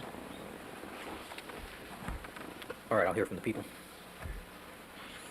First, Your Honor, I urge the court not to rely on this chronology provided by Mr. Blazer. I know for a fact, just looking at it right now, that one is absolutely wrong. Ms. Gadara has the date of July 7th on her letter, but the actual thing did not arrive to us until a month later. I know because I saw when it arrived and when the envelope was opened. It wasn't until early August that we saw that. So, and she may indicate to you why it took so long to get to us, but she may have indicated on her letter she And intended to. just out of curiosity, why would that be? Why she delayed? I don't know. In other words, she's going to say that it... I don't know what she's going to say, Your Honor. I know when we got it. That's all I can tell the court. I know that there was a date. I saw her letter. The letter had her handwritten date of July 7th on it. The postmark was not until, I think, July 30th or something like that, and we got it in the first week of August. So we didn't get it till a month after she had the letter dated. Right. So this is not accurate. That's number one. Number two, there was no effort to sandbag. Obviously, the defense knew about these photographs. That's why they chose not to have McDonald testify to the glove drying evidence. Now, the fact that they indicate that they're withdrawing that glove drying experiment in order to avoid cross-examination with the use of these glove photographs does not mean that we don't get to use them in any case in rebuttal. That has nothing to do with anything. It's apples and oranges. That just means we couldn't use them on cross-examination. At this point, Your Honor, there is no sandbagging. That's clear. The defense knew that these photographs were in existence. We also did not, we cannot be in a position to present such evidence until we have verified its authenticity. That means we've got to get the negatives, we have to interview the photographer, we have to examine the photographs and compare them to the negatives and the prints that we prepared to make sure that there's nothing wrong with them, that they are as represented, as they've been represented to be. Authentic photographs of the defendant in these gloves. After that, we have to be able to show them to the expert who will tell us whether or not it indicates what we think it does. I mean, this is not something where you get a photograph and slap, put the witness on a witness stand. That would be very cavalier, and it would not be an appropriate practice for the prosecution to do. We have to check this evidence out. We have to make sure it's proper before it comes before the court and before the jury. So the fact that they come into our hands at a given point means nothing in and of itself. If the court can tell, even looking at the dates and they're not correct, it was very late in the case that we got these things, because we put on the glove evidence that we had late in the People's case.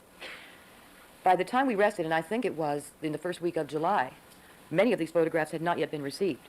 Of those that had been received, they had not been checked out. The negatives had not been received. The fact that people sent us photographs didn't end the inquiry. We then had to recontact these people, get the negatives in, examine the negatives, have our own prints made, and interview these people. And then have everything examined by an expert, by which time the people had to rest. Yes, we could have done as a defense does and asked for a week to go and prepare and get things together and have the jury cool their heels outside, but we elected not to do that for the obvious reason, believing that if it was necessary, if the defense went a certain way, as it did, it would be a proper rebuttal. As a matter of fact, our predictions proved to be true, more true than we could have imagined, because it was after we rested that we all found out about the McKinney tapes. Now, as the court knows, the defense has shifted its primary focus of its defense, based on those tapes, to Mark Furman. This has now become a full-out attack on the credibility of Mark Furman to prove that he did what we know the evidence has proven he could not do. Reality is not important to the defense. They're going to go ahead and try and prove it anyway, get the jury to ignore the evidence, and let them think that Mark Furman could have planted evidence that wasn't there. All right, Ms. Nevertheless, Clark, what the court is most interested in this situation, however, is the chronology of the people becoming aware of the existence of the information, the subsequent I'll be right back, guys. contacting of the See ya. individuals Yeah. volunteering this information, what interviewing was done, what corroboration was done, the nature of the investigation, production of the evidence, and the time frames during which all of this occurred. That's what I'm most interested in. okay, I don't have that information, Your The Honor, issue because... being whether or not this information, in the form it's to be presented at this point, was available to the people prior to the people arrested. Well, let me ask the court something then. Why is that even a relevant inquiry at this point? Because, and I'll allow, I mean, I'll ask leave of the court to allow Mr. Hodgman to address the issue because he was the one who received it. Assume for a moment that we got it all during our case in chief. Okay, first of all, the court knows that the defense knew about it. That's not sandbagging. Second of all, more importantly, if this is appropriate rebuttal, and the people submit it clearly is, based on the attack on credibility of Mark Furman and the allegations that the defense is making about planting of evidence, then what does it matter when we received it if it's proper rebuttal? I stated my inquiry. Okay, what the people are indicating to the court is this, that even should the court find that we received it soon enough to put on in the people's case in chief, which we didn't, but even should the court so find, the people submit that it is clearly proper rebuttal based on the nature of the defense case and the change that it took after the McKinney tapes were discovered. And that was clearly after the people rested that was discovered. Let me also indicate something else to the court. I have at this point interviewed these witnesses. I can tell this court that it's very brief testimony, extremely brief, as will be Richard Rubin's. I don't think that the cumulative amount of testimony given all of these witnesses and Richard Rubin is going to exceed 3 hours, max. It's very brief. And I don't know how the defense can try and drag it out to be more than that. Did you take this picture? Where did you take it? What did you see? When was it? End. That's all we're talking about here. Okay, and Mr. Yokelson has a chronology, and he will present that to the court. All right, thank you.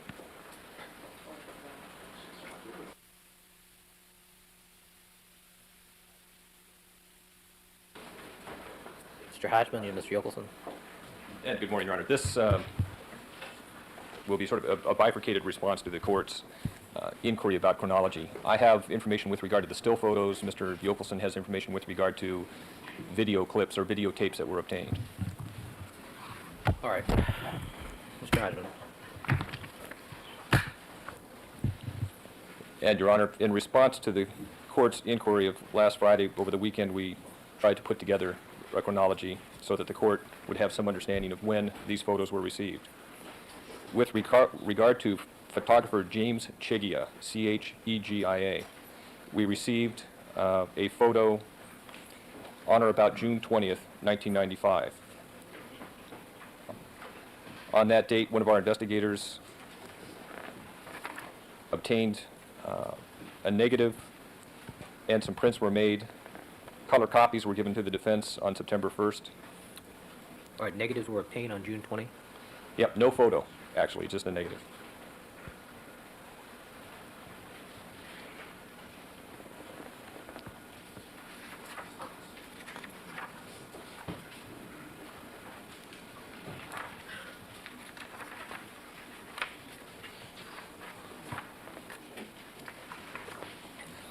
On June 22nd, 1995, a photographer named Bill Rankin, R-E-N-K-E-N, sent us a single enlarged photo. That was, I'm sorry, what date? June 22nd, 1995.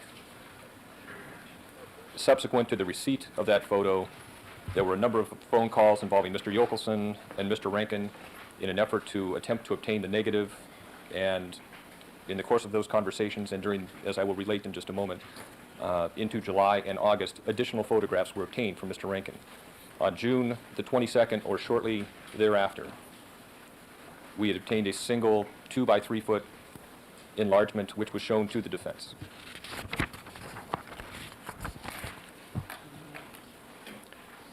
And so the court is aware, we did not receive negatives from Mr. Rankin. The first time that people received negatives from Mr. Rankin was this morning.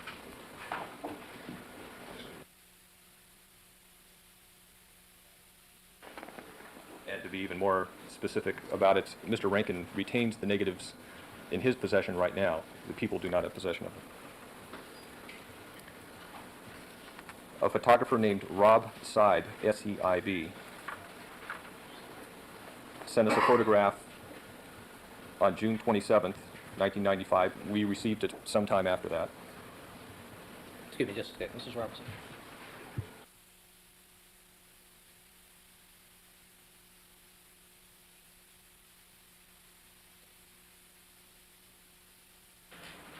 Go ahead. And with regards to that, Mr. Seib sent us the photograph from a location on the East Coast.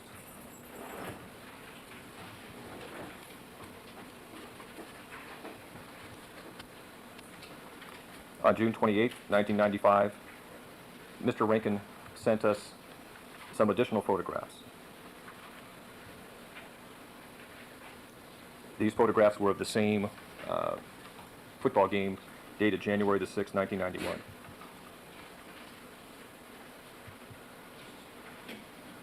On June 29th, 1995, or thereabouts, we received a photograph, actually a number of photographs from a photographer named Kevin Schott, last name S-C-H-O-T-T.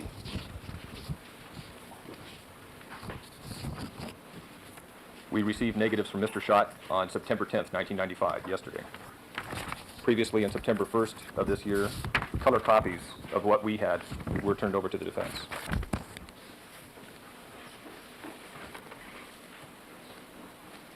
On July 1st, 1995, we received a photograph from Michael Romano.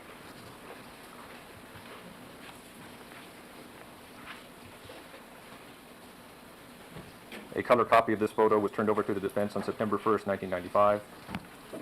On September 6th, negatives were made available to the defense so that they could obtain a print to whatever size, enlargement they wished. Then we have a photograph from Mark Kruger, K-R-U-E-G-E-R. This was received sometime prior to July the 3rd, 1995. Our records don't indicate a precise date that we received this photograph. We can infer, however, that it was received prior to July 3rd, 1995. And we know that because Mr. Kruger was interviewed July 3rd, correct?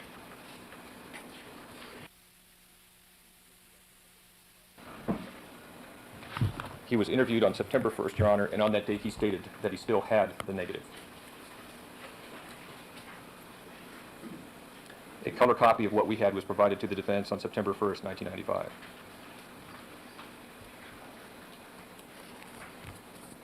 On July the 3rd, 1995, Deputy District Attorney Alan Yopelson sent a letter to Mr. Richard Rubin containing some copies or prints of what we had available regarding the photos to see whether Mr. Rubin could shed any light with regard to these gloves depicted in the photos. By letter on July 6, 1995, Mr. Rubin made some preliminary observations with regard to the gloves we had sent him, the glove photos. As far as our date of the receipt of the letter, it was sent regular mail. And Mr. Rubin's letter is dated July the 6th.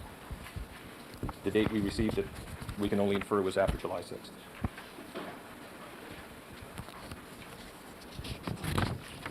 Photos continued to come in after the date of July the 6th. On July 27th, 1995, we received a photograph from Karen Brown.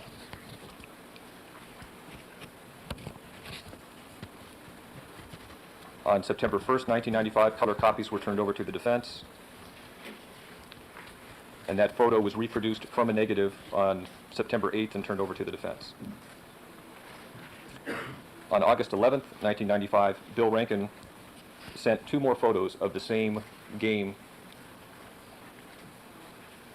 of which we had received photographs earlier. These were 2 8x12 photos. As of August the 11th, we still did not have negatives from Mr. Rankin. On August 17th, 1995, Mr. Rankin sent us an additional photo of the same game.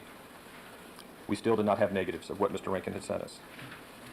We did in the latter part of August, make an effort to obtain a CD copy, that is to have the photos that he had sent us placed in a CD format so that that CD could be shared with the defense. On August 26, 1995, Deborah Guidera, Guidera, provided us with a photograph. It had been mailed sometime prior to August 26, 1995.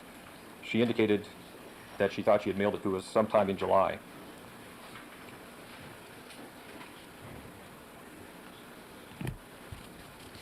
The people received the negatives regarding this photograph on September 1st, 1995.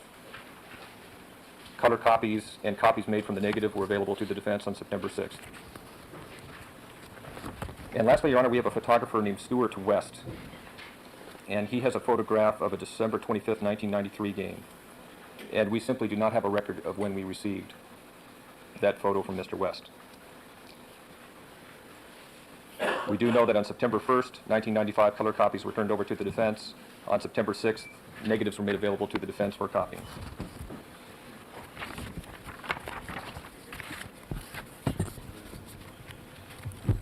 And then as the court may not recall, on August the 29th, there was a telephonic interview with Mr. Rubin in Las Vegas. During this interview, Mr. Rubin made further conclusions regarding various photos and video clips. There became a need to have Mr. Rubin present in Los Angeles in order to get a more definitive opinion. And on or about August 31st, if I recall correctly, Mr. Rubin came to Los Angeles and viewed photographs as well as video clips. And notes of that meeting were provided to the defense.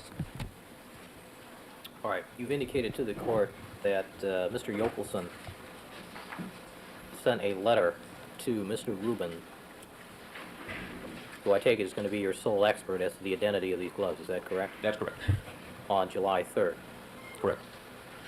That Mr. Rubin sent a response back dated July the 6th, however, sent United States Mail, U.S. Postal Service, so, and he is back east, if I recollect, so we can assume 2 or 3 days mail time. Okay. And to be entirely accurate, Mr. Yokelson informs me the letter was FedExed, so I think we can presume that the letter was received July the 7th, or thereabouts. And do you have a copy of that letter? I don't have that with me. I don't have that letter with me, Your Honor, but we do have it. All right, let's assume that this was a report from Mr. Rubin regarding his examination of these photos that Mr. Yokelson sent him. Well, it was a preliminary report in the sense we wanted to get some idea of what we had. And Mr. Rubin responded that, this is with regard to certain style characteristics. And through the course of further investigation, we realized we had to refine even more what style characteristics we were looking for and and we made investigative efforts to see if photographs could be enhanced to further indicate those style characteristics. Right, and as the court is aware... What was your next contact with Mr. Rubin after his letter of July 6th?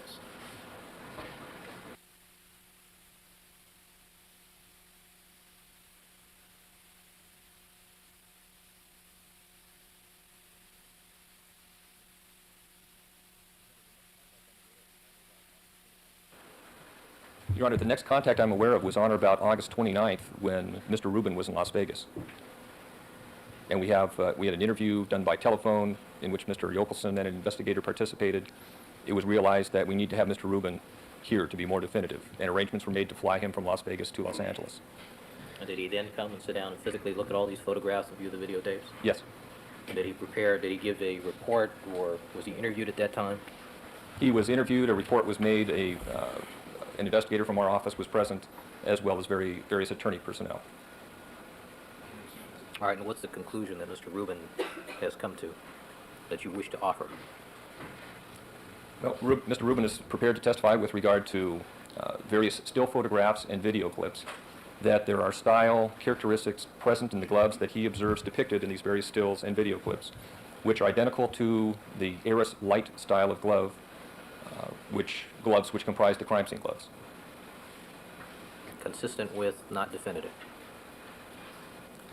Well, his opinion is a little stronger than that, Your Honor. He is a better expert than I with regard to the gloves. However, there are a number of unique style characteristics which apply to this particular style of glove. These unique style characteristics are present in various of the still photos and video clips which we intend to present. All right. Mr. Yockelson, tell me about the chronology of the video clips. Before Mr. Yockelson addresses the court, may I interject this? I spoke to Mr. Rubin around 7:30 or 8 o'clock last night. We were looking at photographs and some of the videotape, and there appeared to be some type of defect in one of the gloves the defendant was wearing during one of the football games. So Mr. Rubin asked if he'd be allowed to look at the crime scene gloves again to see if that defect is also on the crime scene gloves. Just to keep you up to date. All right, I'm sorry, let me just ask Mr. Hodgman one last question. The first photograph that you had available was from Miss Chagia, and that was on June 20th, correct?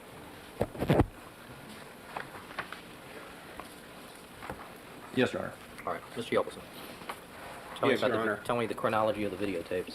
Your Honor, following the arrival of some of these still photographs, we began investigating the possibility that there might be videotaped evidence of some of these games wherein the defendant was wearing these types of gloves. When did you start this investigation? This was approximately the 20th of June, 1995, when we received a telephone call from some personnel at a local network. They provided us with some videotape, which actually we do not intend to offer in this case. However, on June 23rd, 1995, we issued 6 subpoenas, 3 of which are relevant to this inquiry. These are for 3 games. One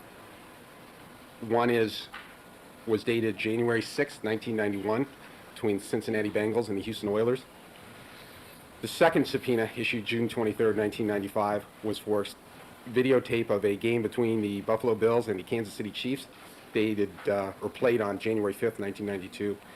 And the third is a game played on January 23, 1994, also between Buffalo and Kansas City.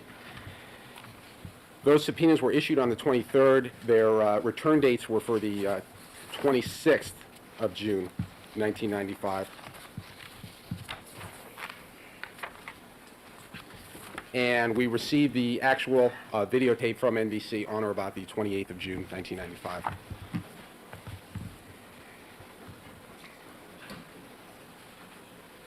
Based on the evidence of the still photograph, which Mr. Hodgman referred to, from Ms. Guidera, Deborah Guidera, we have also issued a subpoena for a game played in 1993 between the Indianapolis Colts and the New York Giants. That subpoena is returnable today, and I have not yet heard from NBC. I would also add parenthetically that NBC wishes to be heard on some of these issues, and Ms. Edgerton from NBC will be here shortly. All right, that's the record you wish to rest on. I would also indicate that the copies of the videotape that we intend to offer into evidence was provided to the defense on or about September 1, 1995. All right, and which of these videotapes do you intend on offering? The 3 games that I've just referred to. January 6, 91, January 5th, 92, January 23rd, 94. Yes. And there is a possibility of some more videotape if it arrives. It has not yet arrived. All right, so just so we're clear, you've had these videotapes since June 26th, correct? June 28th. 28th. All right. Very interesting, Your Honor. I mean, Excuse me, Your Honor, and excuse me, Mr. Blazier. However, Richard Rubin did not get to see these videotapes until much later. Why not? Because we had to arrange to send this material to him after the 28th of June. And it's my recollection that he did not see these videotapes. It's my belief he did not see these videotapes until after the People's Case ended. When did he actually see these materials? He saw the actual 3/4-inch videotape when we had him here in Los Angeles last week at the end of August, 1995, in the meeting that Mr. Hodgman referred to. All right. Mr. Blazier. it seems that everything on the list of things they got before they arrested, with the possible exception of Guidera, and their letter to the court says that the letter was dated July 7th. I don't know what day they got it, but I can tell you that the Guidera picture, Mr. Rubin has never said, at least not in the interviews that I've been provided, that he can identify the glove in that particular picture. The primary pictures that he has said in his interview that he thinks look like Eris lights are from the Renkin pictures, and that's the Bengals game from January 6th of 1991, which they received the first picture on June 22nd, 3 weeks before they arrested. Mr. Renkin is a professional photographer. He's got a big stamp on the back. They know exactly where he was. They knew about that. It's no secret that Mr. Simpson is a commentator on television. They know about that. They knew about these pictures. They could have gotten these videotapes. They did get the videotapes, but they chose not to present them then. And the reason they chose not to present them then is because they wanted to hold something back for a big dramatic finish. I think the dates that you've provided demonstrates exactly what I'm arguing. They've had this. They could have developed this. The fact that they waited to interview people is not our problem. It's not the court's problem. They should have done that. They have the people to do the investigation. And it's not fair for them to just get this stuff and say, well, we can't get to it now. We'll get to it later, and then we can put it on in rebuttal. I submit they should not be allowed to present any of this evidence at this time. Now, let me indicate to the court that Mr. Rubin saw the Guidera photograph on August 28th. Nope. Excuse me. And incidentally, I've never seen these Rubin letters. I didn't know that they sent stuff to him before they arrested and that they got a letter back. I've never seen those. Now, I'm not saying we didn't get them, but I've never seen them, and I'd like to see them. I want to clarify that issue regarding Mr. Rubin's letters of dated June 6th. July 6th.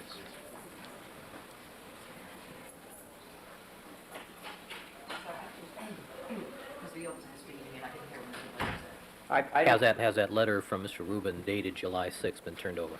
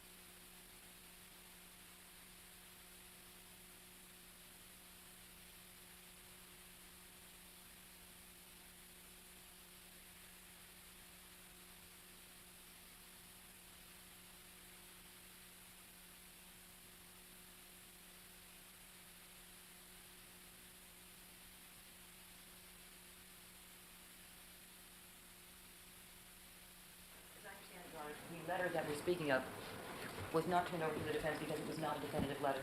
All that happened was preliminary finding was made. He saw a few photographs and he said, looks like there may be some style characteristics here. I've got to see more. I've got to see it more clearly. And so we endeavored at that point, and by this time it must have been at least July 7th, to start getting the things to him in his hand and get him out here and have further contact. There was no final report or finding made by him until... Don't you think that's something the defense is entitled to know, that your expert witness looked at these items and wasn't able to give a definitive opinion? If we decide, well, not, yes, at the point that we want to put him on, that's true. However, don't forget, Your Honor, that we already had the colloquy during McDonald's testimony about glove photographs, and we went to sidebar, and I informed counsel that we had a preliminary indication at that time that they may have been the same glove. That's what I believe I indicated to you the finding of Richard Rubin at that time. I don't know. That was in August, wasn't it? My recollection is that your impression of Mr. Rubin's opinion was a little more definitive than that. These are the gloves, that's what she said.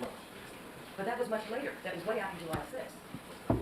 And there was a lot... Well, my question is, don't you think the defense was entitled to a report or a letter from Mr. Rubin indicating that based upon his analysis of the materials that were submitted to him, that he was not able to come up with a definitive answer? Don't you think they're entitled to that? Yes, I certainly do. If we thought that we were going to present it in our case in chief, they were entitled to it. We didn't even get it until after we rested, so I don't understand. Well, the question is, now you propose to put on this evidence, yet you still haven't turned this over. Is that correct? The preliminary letter, no, we have not. The actual report and findings of Richard Rubin, yes, we have. But we don't have an obligation to turn over that letter, which is a preliminary finding, until we know that we're going to put it on in our rebuttal case. Now, we didn't have the letter until after we rested, so we obviously couldn't put it in at the time in our case in chief. We didn't know where the defense case was going to go until after we got it. Then when we did get it, Your Honor, and we started to indicate that we wanted to put this on in rebuttal, it was in response to, well, I've already indicated legal argument in response to rebuttal and why it's relevant rebuttal. But we gave them the final report by Richard Rubin. And when was that turned over? I think September 1st. called our... August 31st, we had our final interview with Richard Rubin, in which he reviewed all the photographs, reviewed all the videos, and gave us his final opinion on the gloves. We turned it over on September 1st. Now, as I understand it, I think we called our first witness on July 10th. Now, is Ms. Clark saying that on July 7th, the 20th, the 12th, that when she got this letter on the 7th, they're already planning their rebuttal case? I think that's very telling. No, Your Honor. That's what she Obviously, said. we didn't have it in time for our case in chief, and we had to consider whether it was something that we could put on in rebuttal. We didn't have it in time to put on. So how can we consider putting on in our case in chief? I don't get it. We don't know. How can we say we're going to map this out and put it in? All right. Incidentally, Mr. Rubin was out here testifying on the 25th. They had a number of these pictures then. We're not entitled to their attorney's notes. I don't know how many conversations they had that weren't in writing about these gloves and what he can tell and what he can't tell. But there's a lot more going on here before they arrested than we're being told, I believe. This is just unfair. You know something, I'll tell you what's unfair, Your Honor. It's unfair to be attacked unfairly with no indication that anything underhanded occurred. The court has been given a full chronology of what happened. We had the letter from Richard Rubin that has a date on it from the East Coast, and that's the date we arrested. I mean, it should be very clear to everyone what happened here. Now we're supposed to be prescient. We're supposed to know what Richard Rubin's going to say when he gives his final opinion. When all we have in our hand at the time that we arrested the preliminary finding, he hadn't even seen all the photographs we got. He hadn't even seen the videotapes at all. The point is they had them, and they had access to Mr. Rubin. We cannot be everywhere at the same time, Your Honor. And Mr. Rubin doesn't live here. He's on the East Coast. Refresh my recollection as to where he lives now. I'm sorry. New Jersey, I think. All right. Well, another interesting issue.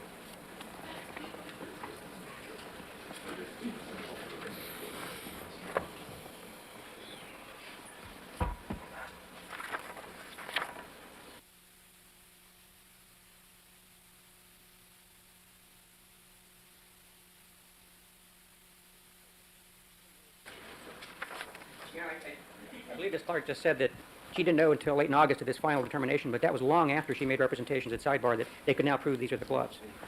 All right. Thank you, counsel. My representation Counsel, is sidebar. counsel, I've heard the argument. I'm preparing to rule. Thank you.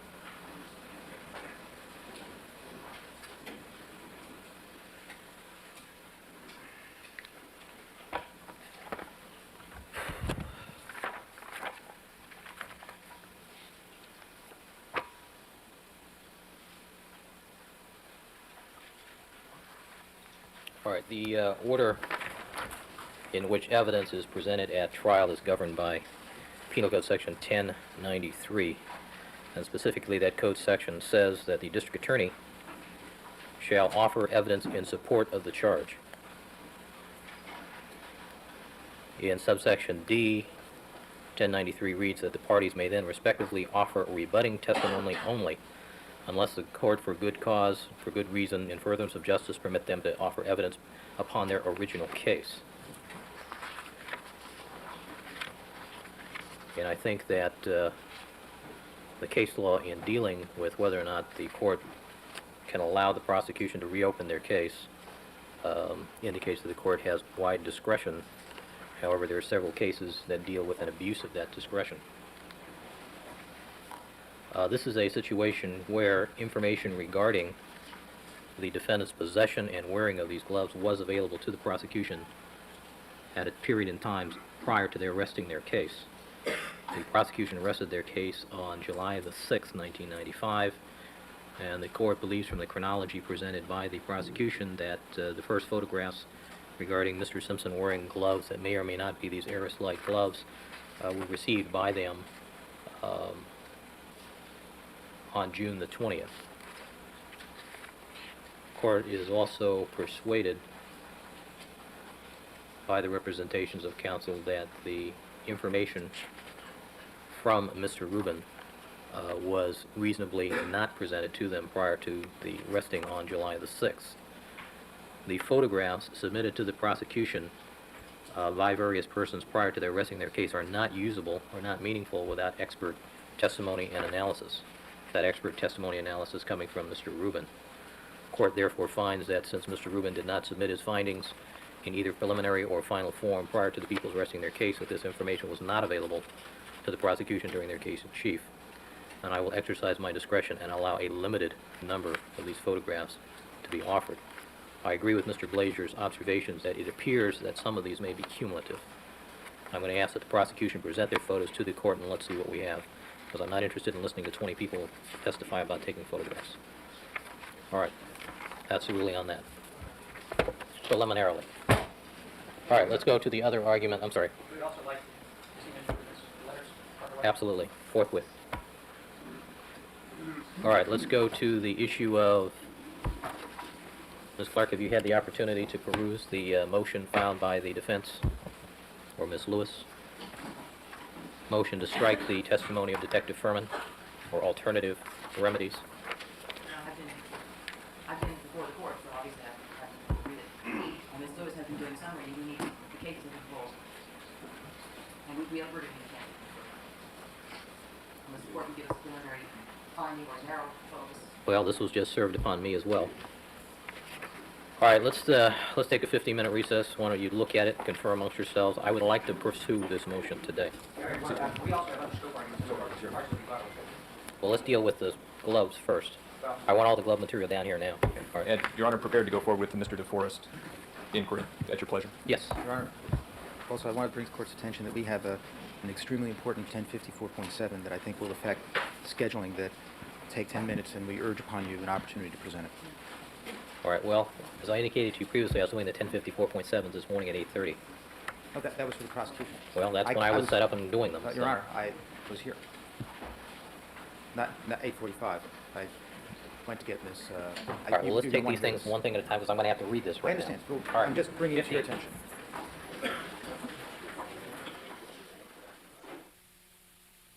Record in the Simpson matter, all parties are again present. Mr. Blazier?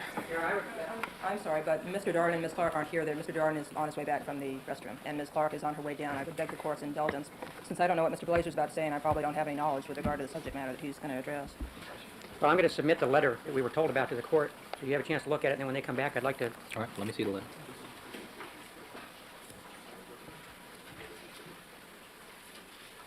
Thank you.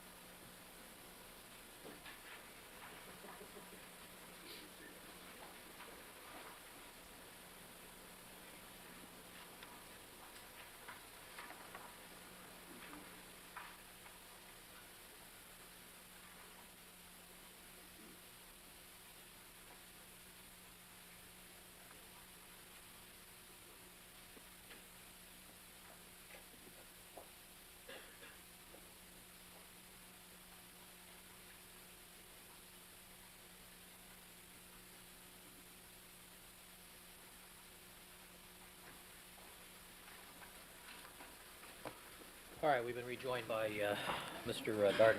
And Mr. Darden, for your information, the defense has offered to the court the letter of July 6th from Mr. Rubin. Mr. Blazier? Now, this is not what we were told it was. He says in this letter, which is in the form of a report, on all 8 photos, none of the detail that can be seen indicates that the gloves could be a style other than 70263, which is the Aris lights. We just confirmed that with Mr.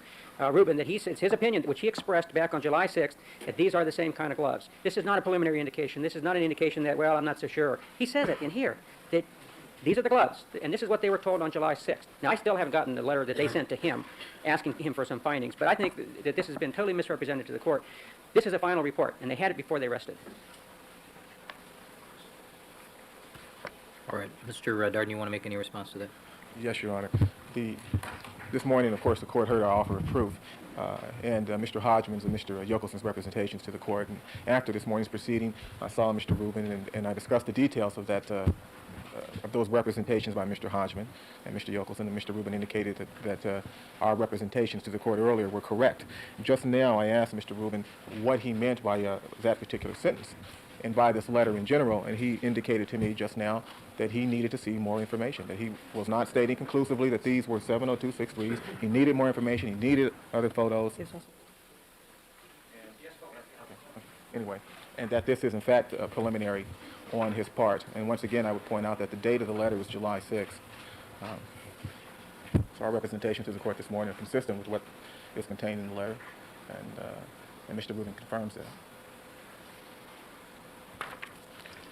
And I should indicate as well that after we received the letter, we went about blowing up photos, enhancing photos, attempting to identify those characteristics that are unique to this particular glove, so that Mr. Rubin could come to some conclusive opinion at some point. He says in here, all other photos appear to be brown. Crime scene gloves color. Photo number 4 from Robert Lee is the glove. This is not equivocal, Your Honor. This is him saying, I saw the pictures, that's the glove. We rested. He sent a letter from this New Jersey. Obviously, we didn't have this letter. The court will note that the letter is not faxed. The letter was mailed. So obviously, we rested with not having this particular information. Mr. Rubin, what manner of communication did you use to send this letter to Mr. Yokelson? Federal Express. All right. Was it on the day that the letter was written? I believe it was.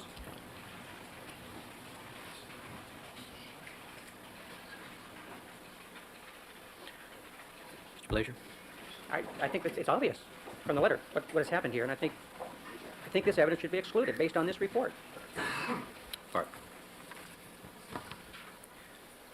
Court notes the first paragraph at page 2 of Mr. Rubin's letter, where the text is as follows: the key to an accurate identification of the glove would be fastest from number 3 John Cassidy photo, because the fine edge on the finger shows the brosser stitching and 3 points on the back are flat. Do you have a clear original question mark? Number 4 from Robert Lee is clear enough but black,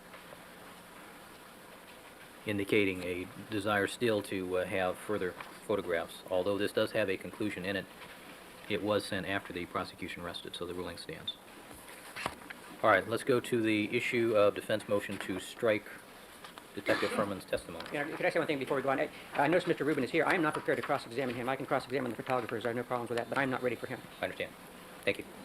All right, Mr. Elman.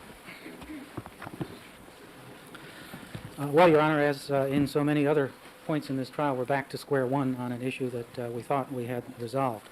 But we want to make it very clear that square one for us is the constitutional right to confront and cross-examine the witnesses against the defendant. And that right is so fundamental that no trial can be called a fair trial where that right has been denied.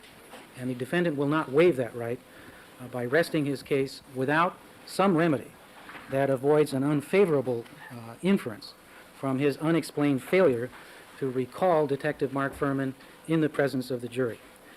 Saying nothing and doing nothing actually prejudices the defendant because the jury is aware that he was subject to recall in light of the evidence that has been presented. The failure to recall him or explain why we were not doing so can only result in an inference unfavorable to the defendant. If you recollect that my ruling indicated that I felt that it was not appropriate, that some instruction was appropriate because Mr. Furman had not been subjected to cross-examination with regards to Singer, Hodge, and McKinney. Yes, Your Honor. We would add Rokar to that list. We believe that the contradiction between Mr. Rokar's testimony that that photograph was taken at night and the testimony of Detective Furman that the photograph was taken after he returned from the Rockingham premises at 7 in the morning is a very significant contradiction in terms of the access to the evidence that Detective Furman had before he went to the Rockingham premises.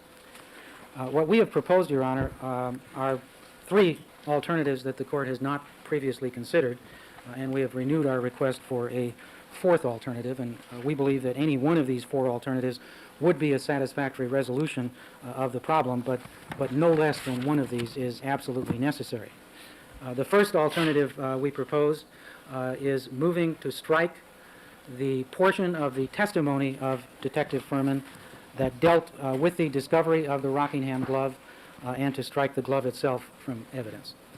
As we noted in our moving papers, we have not previously moved to strike any of Detective Furman's testimony because we intend to rely on some of that testimony, and we have a right to rely on it to put in evidence some very important issues from the defense perspective. That is, we believe that as to some of the evidence provided by Detective Furman, it is favorable to the defense or it contradicts other witnesses for the prosecution and can be used to challenge their credibility. It's a question of either Furman is lying or one of these other witnesses are lying, and we believe we can argue based on Detective Furman's testimony that perhaps other witnesses have perjured themselves in this trial as well.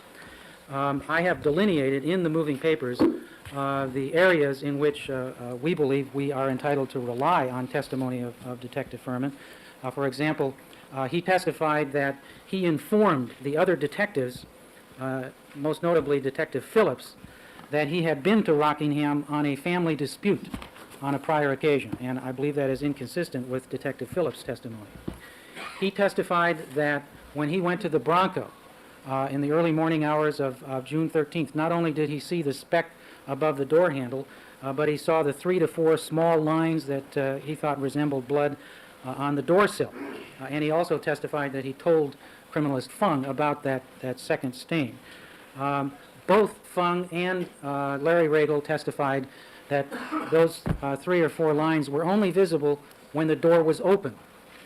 So we believe, based on that testimony by Detective Furman, we can challenge the contention of the prosecution that no entry was made to the Bronco at the scene at Rockingham before it was hauled off to the print shed.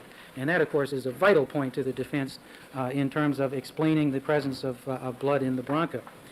And also, Mr. Fung denied that Detective Furman had told him about that stain at the Rockingham scene. So there's a contradiction between what Furman said and what Fung said.